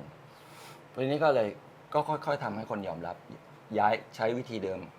ไอ้ร้านนี้มึงให้กูล้างจานไม่เลื่อนเงินให้ไม่เลื่อนตำแหน่งนาทีกูก็ย้ายงานไม่เป็นอย่างอื่นย้ายงานก็ไปเป็นหัวหน้าเชฟทำไมเราถึงได้จำได้ไกลขนาดนี้เพราะว่าเราทำได้อยู่แล้วไงเพียงแต่ไอ้ที่นี่มันไม่ให้โอกาสเราโอเคล้างจานได้70 เหรียญไปเป็นหัวหน้าเชฟได้120 เหรียญเราได้เป็นหัวหน้าแล้วก็ไปยืนอยู่หน้าเตาก็ควงเตาแบบกุ๊กจีนก็ทำได้แล้วก็ไปทำก็ไต่เต้าขึ้นมาจนเป็นหัวหน้าเชฟแล้วก็ย้ายอยู่2-3 เมืองเสร็จแล้วก็พอเริ่มอยู่ตัวแต่ตอนนั้นยังเป็นผู้ชายอยู่ยังเป็นคุณพอลอยู่ยังเป็นพอลประเด็นของแม้แต่ร้านอาหารไทยแม้จะไปอยู่ในอเมริกามันยังใช้ระบบศักดินาชายหญิงคืออะไรป่ะครอบครัวหรือใครก็แล้วแต่ที่เป็นผู้ชายต้องไปโหลดของไปยกเพราะเป็นผู้ชายเป็นผู้ชายฝรั่งเขาไม่มีระบบนี้นะถ้าคุณอยู่ร้านเบอร์เกอร์ผู้หญิงผู้ชายถ้าอยู่เข้าเวรก็ต้องทำเหมือนกันทีนี้มันของมาส่งตอนเช้าเป็นตันเนี่ยทั้งข้าวสารทั้งน้ำปลากะปิอะไรทั้งหลายแหละผู้ชายยกมีผู้ชายอยู่2 คนก็เลยเป็นเราและอีกคนนึงทีนี้มันก็ผัดกัน2 คนอย่างเงี้ยยกของวันละเป็นตันแล้วตอนนั้นเราเริ่มใช้ฮอร์โมนแล้วกล้ามแรงมันก็ไม่กล้ามเนื้อมันไม่ค่อยมีแรงแต่ก็ต้องทำพอเวลาขึ้นเชลฟ์อันนี้ก็บอกพ่อพี่ขึ้นไม่ถึงช่วยหน่อยกูต้องทีนี้พอยกซอสช่วยหน่อยทีนี้มันก็ยืนดูบอกพี่ถ้ายกพี่ก็ต้องยกด้วยดิจะให้ช่วยไม่ใช่เหรอถ้าช่วยก็ถือคนละข้างทีนี้ก็ยกก็ต้องบอกนี่คือมาจำกัดชายหญิงอีกทีนี้พอเริ่มอยู่ตัวก็เลยบอกเจ้านายบอกเขาเปลี่ยนเป็นผู้หญิงไปบอกเจ้านายตอนแรกเขาส่งคนไปบอก คับคล้ายคับขาเขาเริ่มรู้นิด อ๋อมีคนไปซุบซิบเขา ว่า ไป คุณ บอก พอลนี่น่าจะ ๆใช่ใช่ใช่ อืม คือบอกเขาให้ช่วยไปบอกหน่อย อ๋อ ไปอย่างเชิงก่อน ใช่พี่บอกเพื่อนให้ไปอย่างเชิงเจ้านายหน่อย อ่า ว่าถ้าคุณ อ่า พอลเขาเป็น อ่า แบบนี้อย่างนั้นก็บอกโอเคPaul it's okay อ่า as long as you can work บอกได้ ก็วันรุ่งขึ้นเราก็เลยใส่วิกไปเลย อ่ะ แล้วก็แต่งหน้า เราทรานของเราเองก่อนละ อ่า ใส่วิกแต่งห นี่ น้า เขาก็เลยถามว่าตกลงจะให้เรียกว่าอะไร อืม ตอนแรกเราก็ยังไม่ได้คิดชื่อ เขาก็บอกจะให้เรียกว่าพอล่าหรือพอลีน หรือพอลีน่าอะไรอย่างเงี้ยก็ไปบอก I don't know ก็ไม่รู้ก็กลับไปนอนคิดอยู่คืนหนึ่งกลับมาบอกโอ้หรือชื่อพอลินก็ดีเหมือนกัน โอ้ยดีจังมี ทีนี้คราวนี้พอไอ้เพื่อนที่มาบอกว่า เออ ให้ช่วยยกหน่อยเนี่ยก็บอกว่า I'm just a big woman หันไปบอกว่า ฉันเป็นบิ๊กบูแมนแล้วนะ ฉันไม่ได้เป็นผู้ชาย แล้วนะ ดังนั้น บอก อย่ามา you have to do by yourself I'm just a big woman I'm a woman just like you แต่จริงๆ แล้วมันไม่ควรเนาะ มันควรจะช่วยกันยกทั้งหมดเนาะ ไม่ว่าจะเป็นผู้หญิงผู้ชาย แล้วมันก็ทำงานเงินเดือนเงินก็ตามลดหลั่นตามประสบการณ์ อ่า ก็นั่นแหละค่ะก็คือทำร้านอาหาร ทีนี้พอมาอยู่ที่เซคราเมนโตก็เริ่มมั่นคงทางอาชีพ ก็หมายความว่าเราพิสูจว่าเราเป็นเบอร์หนึ่งของร้าน ในฐานะเชฟ ในฐานะเชฟ นี่ไงเราไปเป็นเชฟเราก็จะต้องไปเป็นเบอร์หนึ่ง ค่ะก็ ทำงานหนักเหมือนเดิม ก็เลยบอกว่าคราวนี้เราไม่กลัวตกงานแล้ว อ่า ก็เลย อ่า ก็เลยบอกเขาว่าเราจะเป็นแบบนี้ ก็เลยเป็น แล้วก็ยังทำเป็นเชฟ ก็ ต่อ ทำ ไหม เหมือนเดิม ทำเหมือนเดิม ก็ทำเหมือนเดิม จนกระทั่งเป็นข่าวที่เมืองไทย อยู่ดีๆ เราอุตส่าห์ไปของเราเงียบๆนะ แต่ตอนนั้นอึดอัดนะ เพราะว่ามันเหมือนเราไม่มีตัวตนเลยเราก็คือไม่มีเพื่อนใน Facebook เราก็ทิ้งเพราะว่าเราไม่จะโพสต์อะไรอะเพราะว่าหน้าตามันเปลี่ยนไปแล้ว มันเป็นข่าวเพราะว่ามีคนไปเจอใช่ไหม ก็ คะ มีคนไปเจอ แล้ ต ว อน เขา นั้นก็ไปเจอใน Facebook ไปเจอใน Facebook ใหม่ ซึ่งเราพยายามจะไม่รับใคร ตอนนั้นมีเพื่อนอยู่100 กว่าคนนะ ก็มีแต่คนฝรั่งที่นู่น แล้วก็เพื่อนทำร่วมงานที่นู่น จริงๆ ถ้ายังไม่มีคนไปเจอเนี่ยแพลนของเราก็คือเราก็จะ จะฝังตัวอยู่ แล้วก็อยู่ที่นั่น จะฝังตัวอยู่ที่นั่น จะอยู่อเมริกาในฐานะเชฟทำอาหาร ใช่ เลี้ยงชีพใช้ชีวิต หา ไป สามี หาสามีที่นั่นไปอยู่เมืองนอกไป ใช่ อันนั้นคือแพลน แต่ก็มีความกังวลอยู่นิดนึงก็คือว่ากังวลคือลูกภรรยาแล้วลูกอยู่ที่นี่นะแล้วก็กังวลเรื่องตอนนั้นก็ส่งเงินมาให้กังวลก็คือว่าเราก็จับจ่ายใช้สอยอย่างประหยัด เพราะว่าเราไม่ใช่แบบคือถามว่าเงินมันไม่เยอะ แต่ว่ามันก็เป็นแสนอะถ้าเทียบเป็นเงินไทยอะ ใช่ค่ะ มันก็เป็นแสนอะ แล้ว ถ้าเรา เรา ใช้ชีวิตอยู่ตรงนั้นมันก็สบายสบาย ใช่ ค่าเช่าประมาณ 20,000ค่าเช่าบ้านประมาณ 20,000ที่เหลือเราก็ใช้ชีวิตสบายๆก็ได้เที่ยวได้อะไร มันก็จะมีความลำบากใจหลายอย่าง แต่ว่าค่าสัญญกรรมแพงก็อะไร เราไป เงี้ย ทำที่อเมริกาจริงๆที่ไทยถูกกว่าไหม ก็ตอนนั้นยังไม่ได้ทำไปไง อ๋อ ก็คือตอนนั้นก็ไปตัวเปล่าเล่าเปลือยเป็นแบบ เอา คื ไป อทุกอย่าง ทานที่ ก็ แพงๆ ให้ครอบครัว มาก ไปหมดแล้ว อ่า มีเงินอยู่ไม่เท่าไหร่หรอกไปอ่ะ คือเราตัดสินใจแบบนั้นเลยนะ คือ ใช่ มีอะไรเราให้ครอบครัว พูดง่ายๆตายไปเอาตายเอา ไปตาย ห ระดับหน้า แล้วก็ที่เหลือคือรับผิดชอบของเราเองให้กับครอบครัว ใช่ ไปแล้วก็ ใช่ ไปอย่างนั้นเลย ใช่นี่พอเป็นข่าวปุ๊บเราก็ตกใจ เพราะว่าตอนนั้นยังไม่ได้บอกลูกสาว โอ้เรายังไม่ได้บอกลูกสาว ลูกผู้ชาย เลย รู้ลูกชายรู้แล้วคุณพ่อรู้แล้วคุณแม่รู้แล้วภรรยารู้หมดแล้ว อืม แต่ว่าลูกสาวยังไม่รู้ลูกสาวยังเด็กอยู่ ก็กังวลแล้วก็เพื่อนฝูงก็ช็อกกัน ก็แฟนฟุตบอลก็ช็อก แฟนกำลังจะถามเลยว่านอกจากเพื่อนฝูงแล้วแฟนฟุตบอลที่เคยเห็นเราแบบ โอ้ช็อกบางคนก็รับไม่ได้บางคนก็ เห็นเราตีกองอุลตร้าสุดๆอย่างเงี้ยนะ ไล่ทั้งวอลวีไล่ทั้ง ไล่แบบโอ้ย วิจิตรเกตแก้ว ทุกคนก็ช็อกกันไป ก็ช็อกกันไป บางคนก็บอกว่าไม่ใช่ อันนี้คือเกมการเมืองที่เขาแกล้งพินิจ อ๋อบอกว่าไม่มีทางที่พี่นิดจะกลายไปเป็นผู้หญิง ไม่มีทาง ใช่ไหม อะไรอย่างเงี้ยเราก็เลยบอกโอ้โหมึงสับสนกันเหลือเกินวะเนี่ยกูก็เลยกลับมาอธิบายกับสังคม บอกว่าฉันเองนี่แหละ ฉันเองนี่แหละนี่คือฉันเนาะ ก็ แล้ว ทีนี้ สิ่ง เพื่อนที่เป็นที่ปรึกษาอยู่ก็บอกว่ากลับมาเถอะจะได้มาให้สัมภาษณ์ มันเป็นประโยชน์กับวงการ LGBT ด้วยนะในเมื่อขนาดพินิจงามพลิ้งยังข้ามเพศมานี่ก็ต้องมีแรงกระเพื่อมแหละ ในวง ใช่ การ ใช่ ก็เลยกลับมา ก็เลยกลับมา สัมภาษณ์มาเรียกว่าให้ความรู้กับผู้คน ขอย้อนกลับไปตอนนั้นหน่อยหนึ่งว่าตอนนั้นพี่เป็นประธานยุทธศาสตร์พรรคมหาชน ก็คือพอกลับมาเนี่ย อ่า จากงานเป็นวิทยากรมั่งให้สัมภาษณ์คนนู้นคนนี้เรื่อง LGBT เรื่องการเปลี่ยนแปลงเพื่อการพัฒนาตัวเองเนี่ยเสร็จแล้วก็พอมีการเลือกตั้ง ทางพรรคมหาชนก็มาเชิญมาชวน ให้ไปอยู่ร่วมกับพรรค ตอนนั้นก็ยังไม่ได้มีตำแหน่งอะไร ก็เขาบอกว่าเขาจะทำพรรคคือคนที่สืบทอดมาจากเสนันสนั่น ค่ะสนั่นขจรประสาท ค่ะ ซึ่งท่านเสียชีวิตไป ก็ท่านสนั่นเนี่ยก็เคยปรารภว่าน่าจะมีพรรคการเมืองที่เน้นเรื่องความหลากหลายทางเพศตั้งแต่ก่อนท่านเสียนี่พอท่านเสียไปก็พรรคมหาชนก็มีคนดำเนินงานต่อ แล้วก็คิดถึงตรงนี้ขึ้นมาได้ ก็เลยทำพรรคให้เป็นพรรคเพื่อความหลากหลายทางเพศแล้วก็จำได้ว่าก่อนหลังจากพรรคอนาคตใหม่ก่อตั้งก็พรรคมหาชนก็เข้ามาคุย ตอนแรกเล็งจะไปอนาคตใหม่เพราะอนาคตใหม่เรื่องนี้ชัดเจนแต่ว่าพอมหาชนเข้ามาเลย แล้วก็พี่ต้องสมัครวันนี้นะไม่งั้นไม่มีสิทธิ์เลือกตั้งคือตอนนั้นมันมีเงื่อนเวลามันเป็นการเลือกตั้งที่มันวันสุดท้ายเลยวันสุดท้ายพอดีแล้วก็บอกโอ้นี่ยังไม่ได้ตัดสินใจเนี่ยแค่คุยมีเวลาคิดอะไรแล้วเนี่ยมัดมือชกก็เลยเซ็นเลยไม่ต้องไปแล้วพรรคอื่นอยู่เพราะว่าเขาบอกวันสุดท้ายแล้วไงก็เสร็จแล้วก็เลยไปอยู่พรรคมหาชนก็ลงปฏิริษีแล้วก็ทำหน้าที่วางยุทธศาสตร์กำหนดช่วยกันกำหนดนโยบายมีฝ่ายประธานฝ่ายนโยบายประธานยุทธศาสตร์ก็ไม่ได้เป็นหัวหน้าพรรคหรอกไม่ได้เป็นกรรมการบริหารด้วยก็ทำหน้าที่วางยุทธศาสตร์ก็เป็นฝั่งยุทธศาสตร์ได้อะไรบ้างพี่ตอนนั้นก็รู้ว่าการเมืองมันสกปรก สิ่งที่ได้อย่างชัดเจนที่สุดเลยนะทั้งในพรรคและระหว่างพรรคทั้งข้างในของพวกเราเองและข้างนอกเนาะจากการที่เราอยู่กับภาคธุรกิจมาตลอดเนาะแต่ว่าก็ไม่อยากให้มองว่านักการเมืองสกปรกแต่ด้วยเนื้อหาของการเมืองมันเป็นแบบนั้นใช่ค่ะมันปฏิเสธไม่ได้เพราะฉะนั้นก็เลยก็เลือกตั้งตอนนับคะแนนจำไม่ได้เท่าไหร่300,000 400,000เหลือ 30,000พอสรุปมาเหลือ 30,000ก็ไม่ได้เข้าไปสักที่นั่งเดียวก็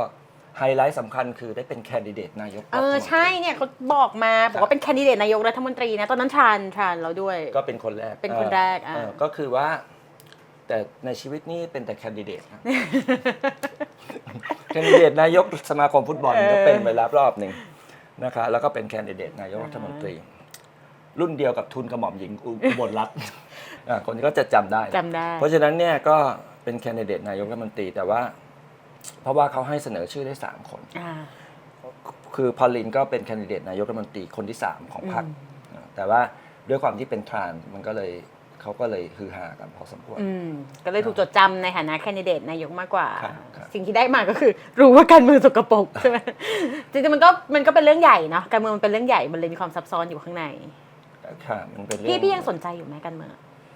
สนใจค่ะสนใจแต่ว่าเพียงแต่ว่าไม่ได้กระหายกระเฮี้ยนกระหิวที่จะเป็นเพราะว่าการเมืองเดี๋ยวนี้มันก็เปลี่ยนไปเยอะแล้วคนรุ่นใหม่ก็มีความสามารถเยอะมีแนวความคิดดีๆเยอะคือการเมืองมันก็เหมือนกับการทำงานจริงๆทั่วไปนั่นแหละก็คือ1ต้องมีความฝันมีแผนงานแล้วก็มีการดำเนินงาน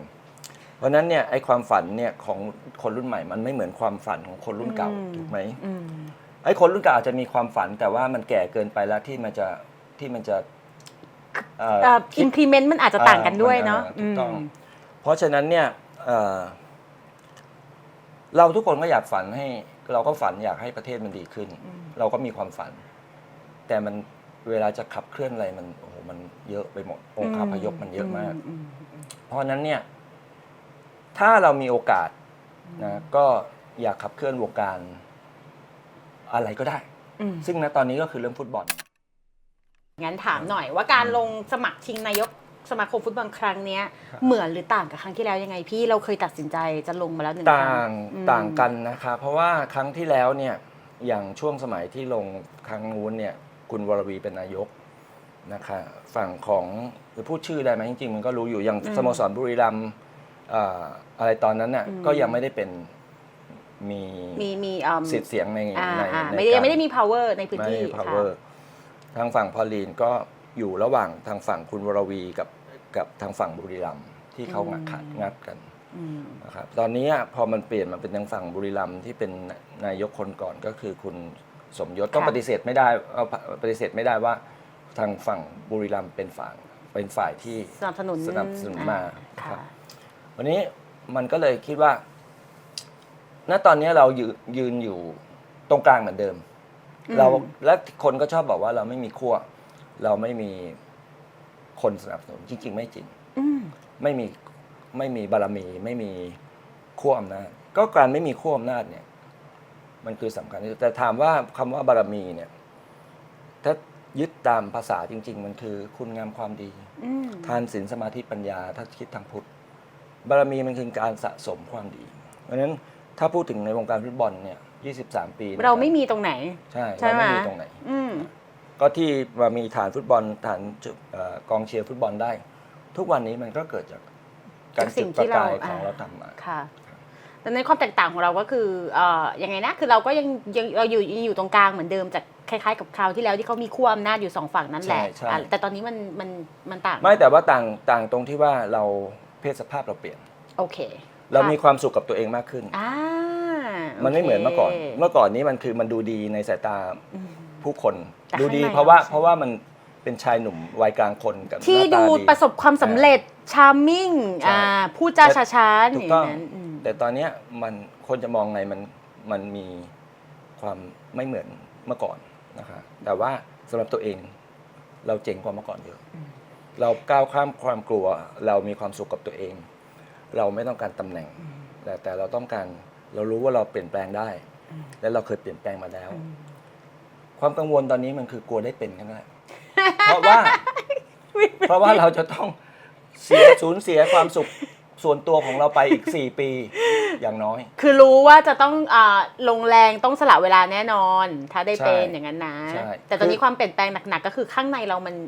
มันเต็มมากกว่าเขาที่แล้วเยอะมันเต็มแล้วก็คือทำก็ได้ไม่ทำก็ได้หมายความว่าจะเป็นหรือไม่เป็นก็ไม่มีปัญหาคือเราก็เสนอตัวแต่ถ้าเขาคิดว่าเราไม่ควรก็เราก็ไม่ควรไม่เป็นไรแต่จริงๆใจเราไปพร้อมกับการที่เชื่อมั่นว่าเราเปลี่ยนแปลงสิ่งนี้ได้เราทำได้เนาะถูกต้องเพราะเรามองทุกมิติเรามองทั้งเรื่องแฟนบอลเรามองทั้งเรื่องธุรกิจฟุตบอลเพราะว่าประสบการณ์ธุรกิจของเรามองเรื่องวงการฟุตบอลเพราะว่าประสบการณ์เรื่องฟุตบอลของเรามันไม่มีใครครบเท่าเราอีกแล้วพี่เป็นคนที่ให้ความสำคัญกับฝั่งแบบกองเชียร์ประชาคมฟุตบอลของพี่มากๆแล้วก็เรามีความรู้เรื่องธุรกิจเรื่องการบริหารเรื่องการแบรนดิ้งเราเคยเป็นนักบอลมาด้วยอันนี้คิดว่าเราแบบครบใน360องศาครบตามส่วนนี้ของเรานะคะเกินด้วยเกินสิแต่ก็ว่า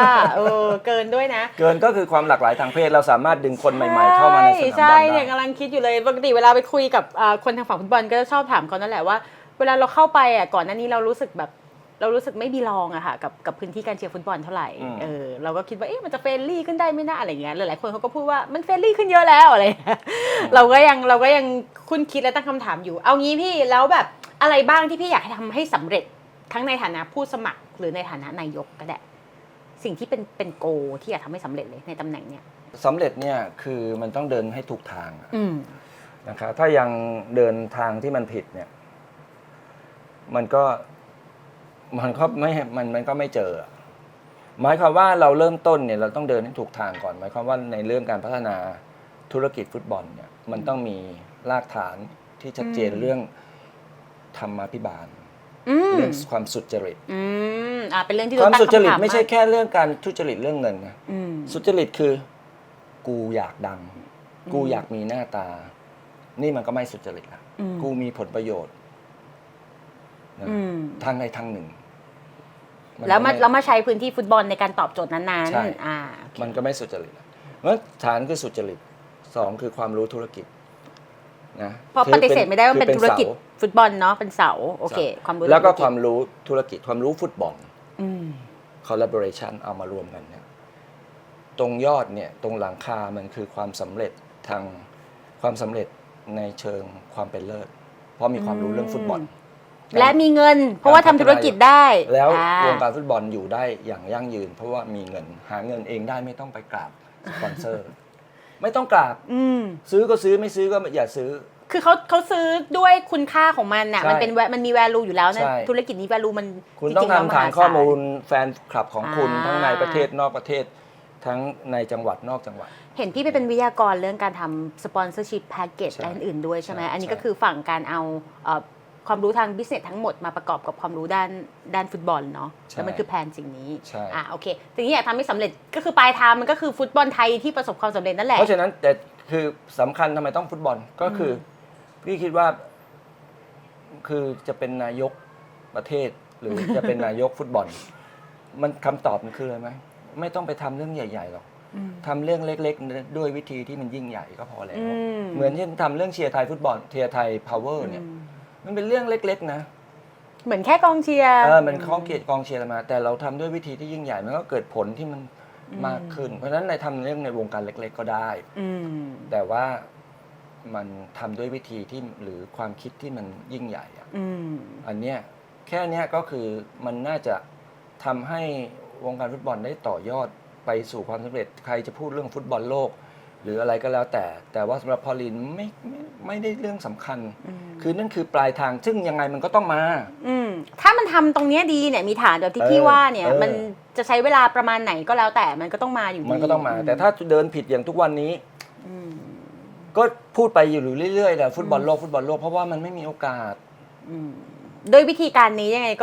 ก็ no chance อยู่แล้วไม่มีทางเหมือนอย่างที่เพิ่งคุยไปเมื่อวาน2 วันเรื่องไอ้ฟุตบอลเด็กเนี่ยมันต้องทำให้เกิดโรงเรียนมัธยมฟุตบอลจำนวนเท่าไหร่400-500ต้องมีสัก500โรงเรียนนะ70 กว่าจังหวัดเนี่ย80 จังหวัดเนี่ยต้องจังหวัดละ5 โรงเรียนหรือ4 โรงเรียนก็แล้วแต่ทุกอันต้องมีโรงเรียนฟุตบอลแต่จังหวัดอาจจะไม่เท่ากันแต่ว่าต้องมีเฉลี่ยต้องมีประมาณ500 โรงเรียนอันนี้เป็นนโยบายเราด้วยไหมใช่โอเคเดี๋ยวเราไปรอติดตามนโยบายเพราะว่าไปแอบเห็นว่าแวบพี่พอลลีนทำเป็น presentation เรียบร้อยตามภาษาคนเอเจนซี่มาก่อนแบบอยู่ในสไลด์เรียบร้อยนะคะคำถามสุดท้ายละอยากถามว่าคือพี่อยากให้คนจดจำพอลลีนแบบไหนอะมันมี legacy อะไรไหมที่อยากส่งต่อก็แค่ว่าเดี๋ยวสักพักมันก็จะลืมกันหมดแหละเอาความอยากก็ได้แต่ว่าถ้าเกิดจะจดจำก็เอาแค่เจเนอเรชันต่อไปสัก2 เจเนอเรชันก็พอเป็นคนที่เปลี่ยนแปลงรักการเปลี่ยนแปลงแล้วก็ยึดถือเรื่องการเปลี่ยนแปลงเพื่อคืออยากจะให้คนรู้ว่าเราทำด้วยตัวเองก็คือการเปลี่ยนแปลงเพื่อการพัฒนาตัวเองเพราะฉะนั้นทุกคนเนี่ยจะได้กล้าที่จะเปลี่ยนแปลงไม่ว่าจะเรื่องอะไรก็แล้วแต่เพราะฉะนั้นเนี่ยเปลี่ยนแปลงยากสุดคือเปลี่ยนแปลงตัวเองแล้วก็มีความสุขกับตัวเองเพราะฉะนั้นก็จำแค่นี้แหละไม่ต้องไปจำอะไรเยอะหรอกจำว่าพอลลีนเป็นคนที่เชื่อในการเปลี่ยนแปลงเพื่อพัฒนาตัวเองเนาะแล้วเดี๋ยวมันก็จะแผ่ขยายออกไปหาคนอื่นเมื่อข้างในใจเราเต็มนะคะขอบคุณพี่พอลลีนมากที่วันนี้มาคุยกับเรายาวเลยนะคะแล้วก็เป็นกำลังใจให้กับการลงนายกสมาคมนะคะเป็นกำลังใจให้พี่ได้ไปยากลำบากกับการเป็นนายกในอีก4 ปีด้วยนะคะเราก็สาธุอยากได้เป็นเลย เราอยากเห็นอยู่นะคือจริงๆเป็น3 อย่างที่เป็นเสาของฟุตบอลไทยจริงๆเนาะธรรมาภิบาลนี่ก็โดนตั้งคำถามมากมายมหาศาลปฏิเสธไม่ได้นะคะโดนตั้งคำถามเยอะจริงๆฝั่งธุรกิจเองก็มีปัญหาเรื่องอะไรเนี่ยเงินสปอนเซอร์ไม่ได้ทีมเล็กๆเงินไม่ได้สนับสนุนอะไรอย่างเงี้ยทั้งที่ก็เป็นอินดัสทรีที่ใหญ่มากเนาะแล้วก็ด้วยใช่เป็นปัญหาต้องยอมรับนะคะว่าเป็นปัญหาอยู่แล้วก็ในฝั่งพื้นฐานฟุตบอลเองเนาะการพัฒนาฝั่งฟุตบอลก็ต้องอาศัยคนที่มีความรู้นะคะทุกวันนี้ยังเล่นฟุตบอลอยู่ไหมพี่เล่นค่ะยังเล่นอยู่นะดอกบอลได้เป็น100 ทีนี่ถ้าได้เป็นนายกเดี๋ยวจะมาถ่ายพี่ดอกบอลฉลองแล้วกันนะได้โอเคค่ะวันนี้ขอบคุณพี่พอลลีนมากๆเลยค่ะเจอกันใหม่นะคะใน EP ต่อๆไปกับ Rainbow Role Model วันนี้ขอบคุณ Rainbow Role Model คนแรกของเราอีกครั้งขอบคุณมากค่ะขอบคุณค่ะมันก็มีแง่คิดที่ดีก็คือว่าถ้ากายกับใจมันตรงกันมันจะความสุขมันจะเกิดขึ้นโดยที่ไม่ต้องมีตำแหน่งไม่ต้องมีหัวโขนไม่ต้องมีความสำเร็จไม่ต้องมีเงินทองไม่ต้องมีแบรนด์เนม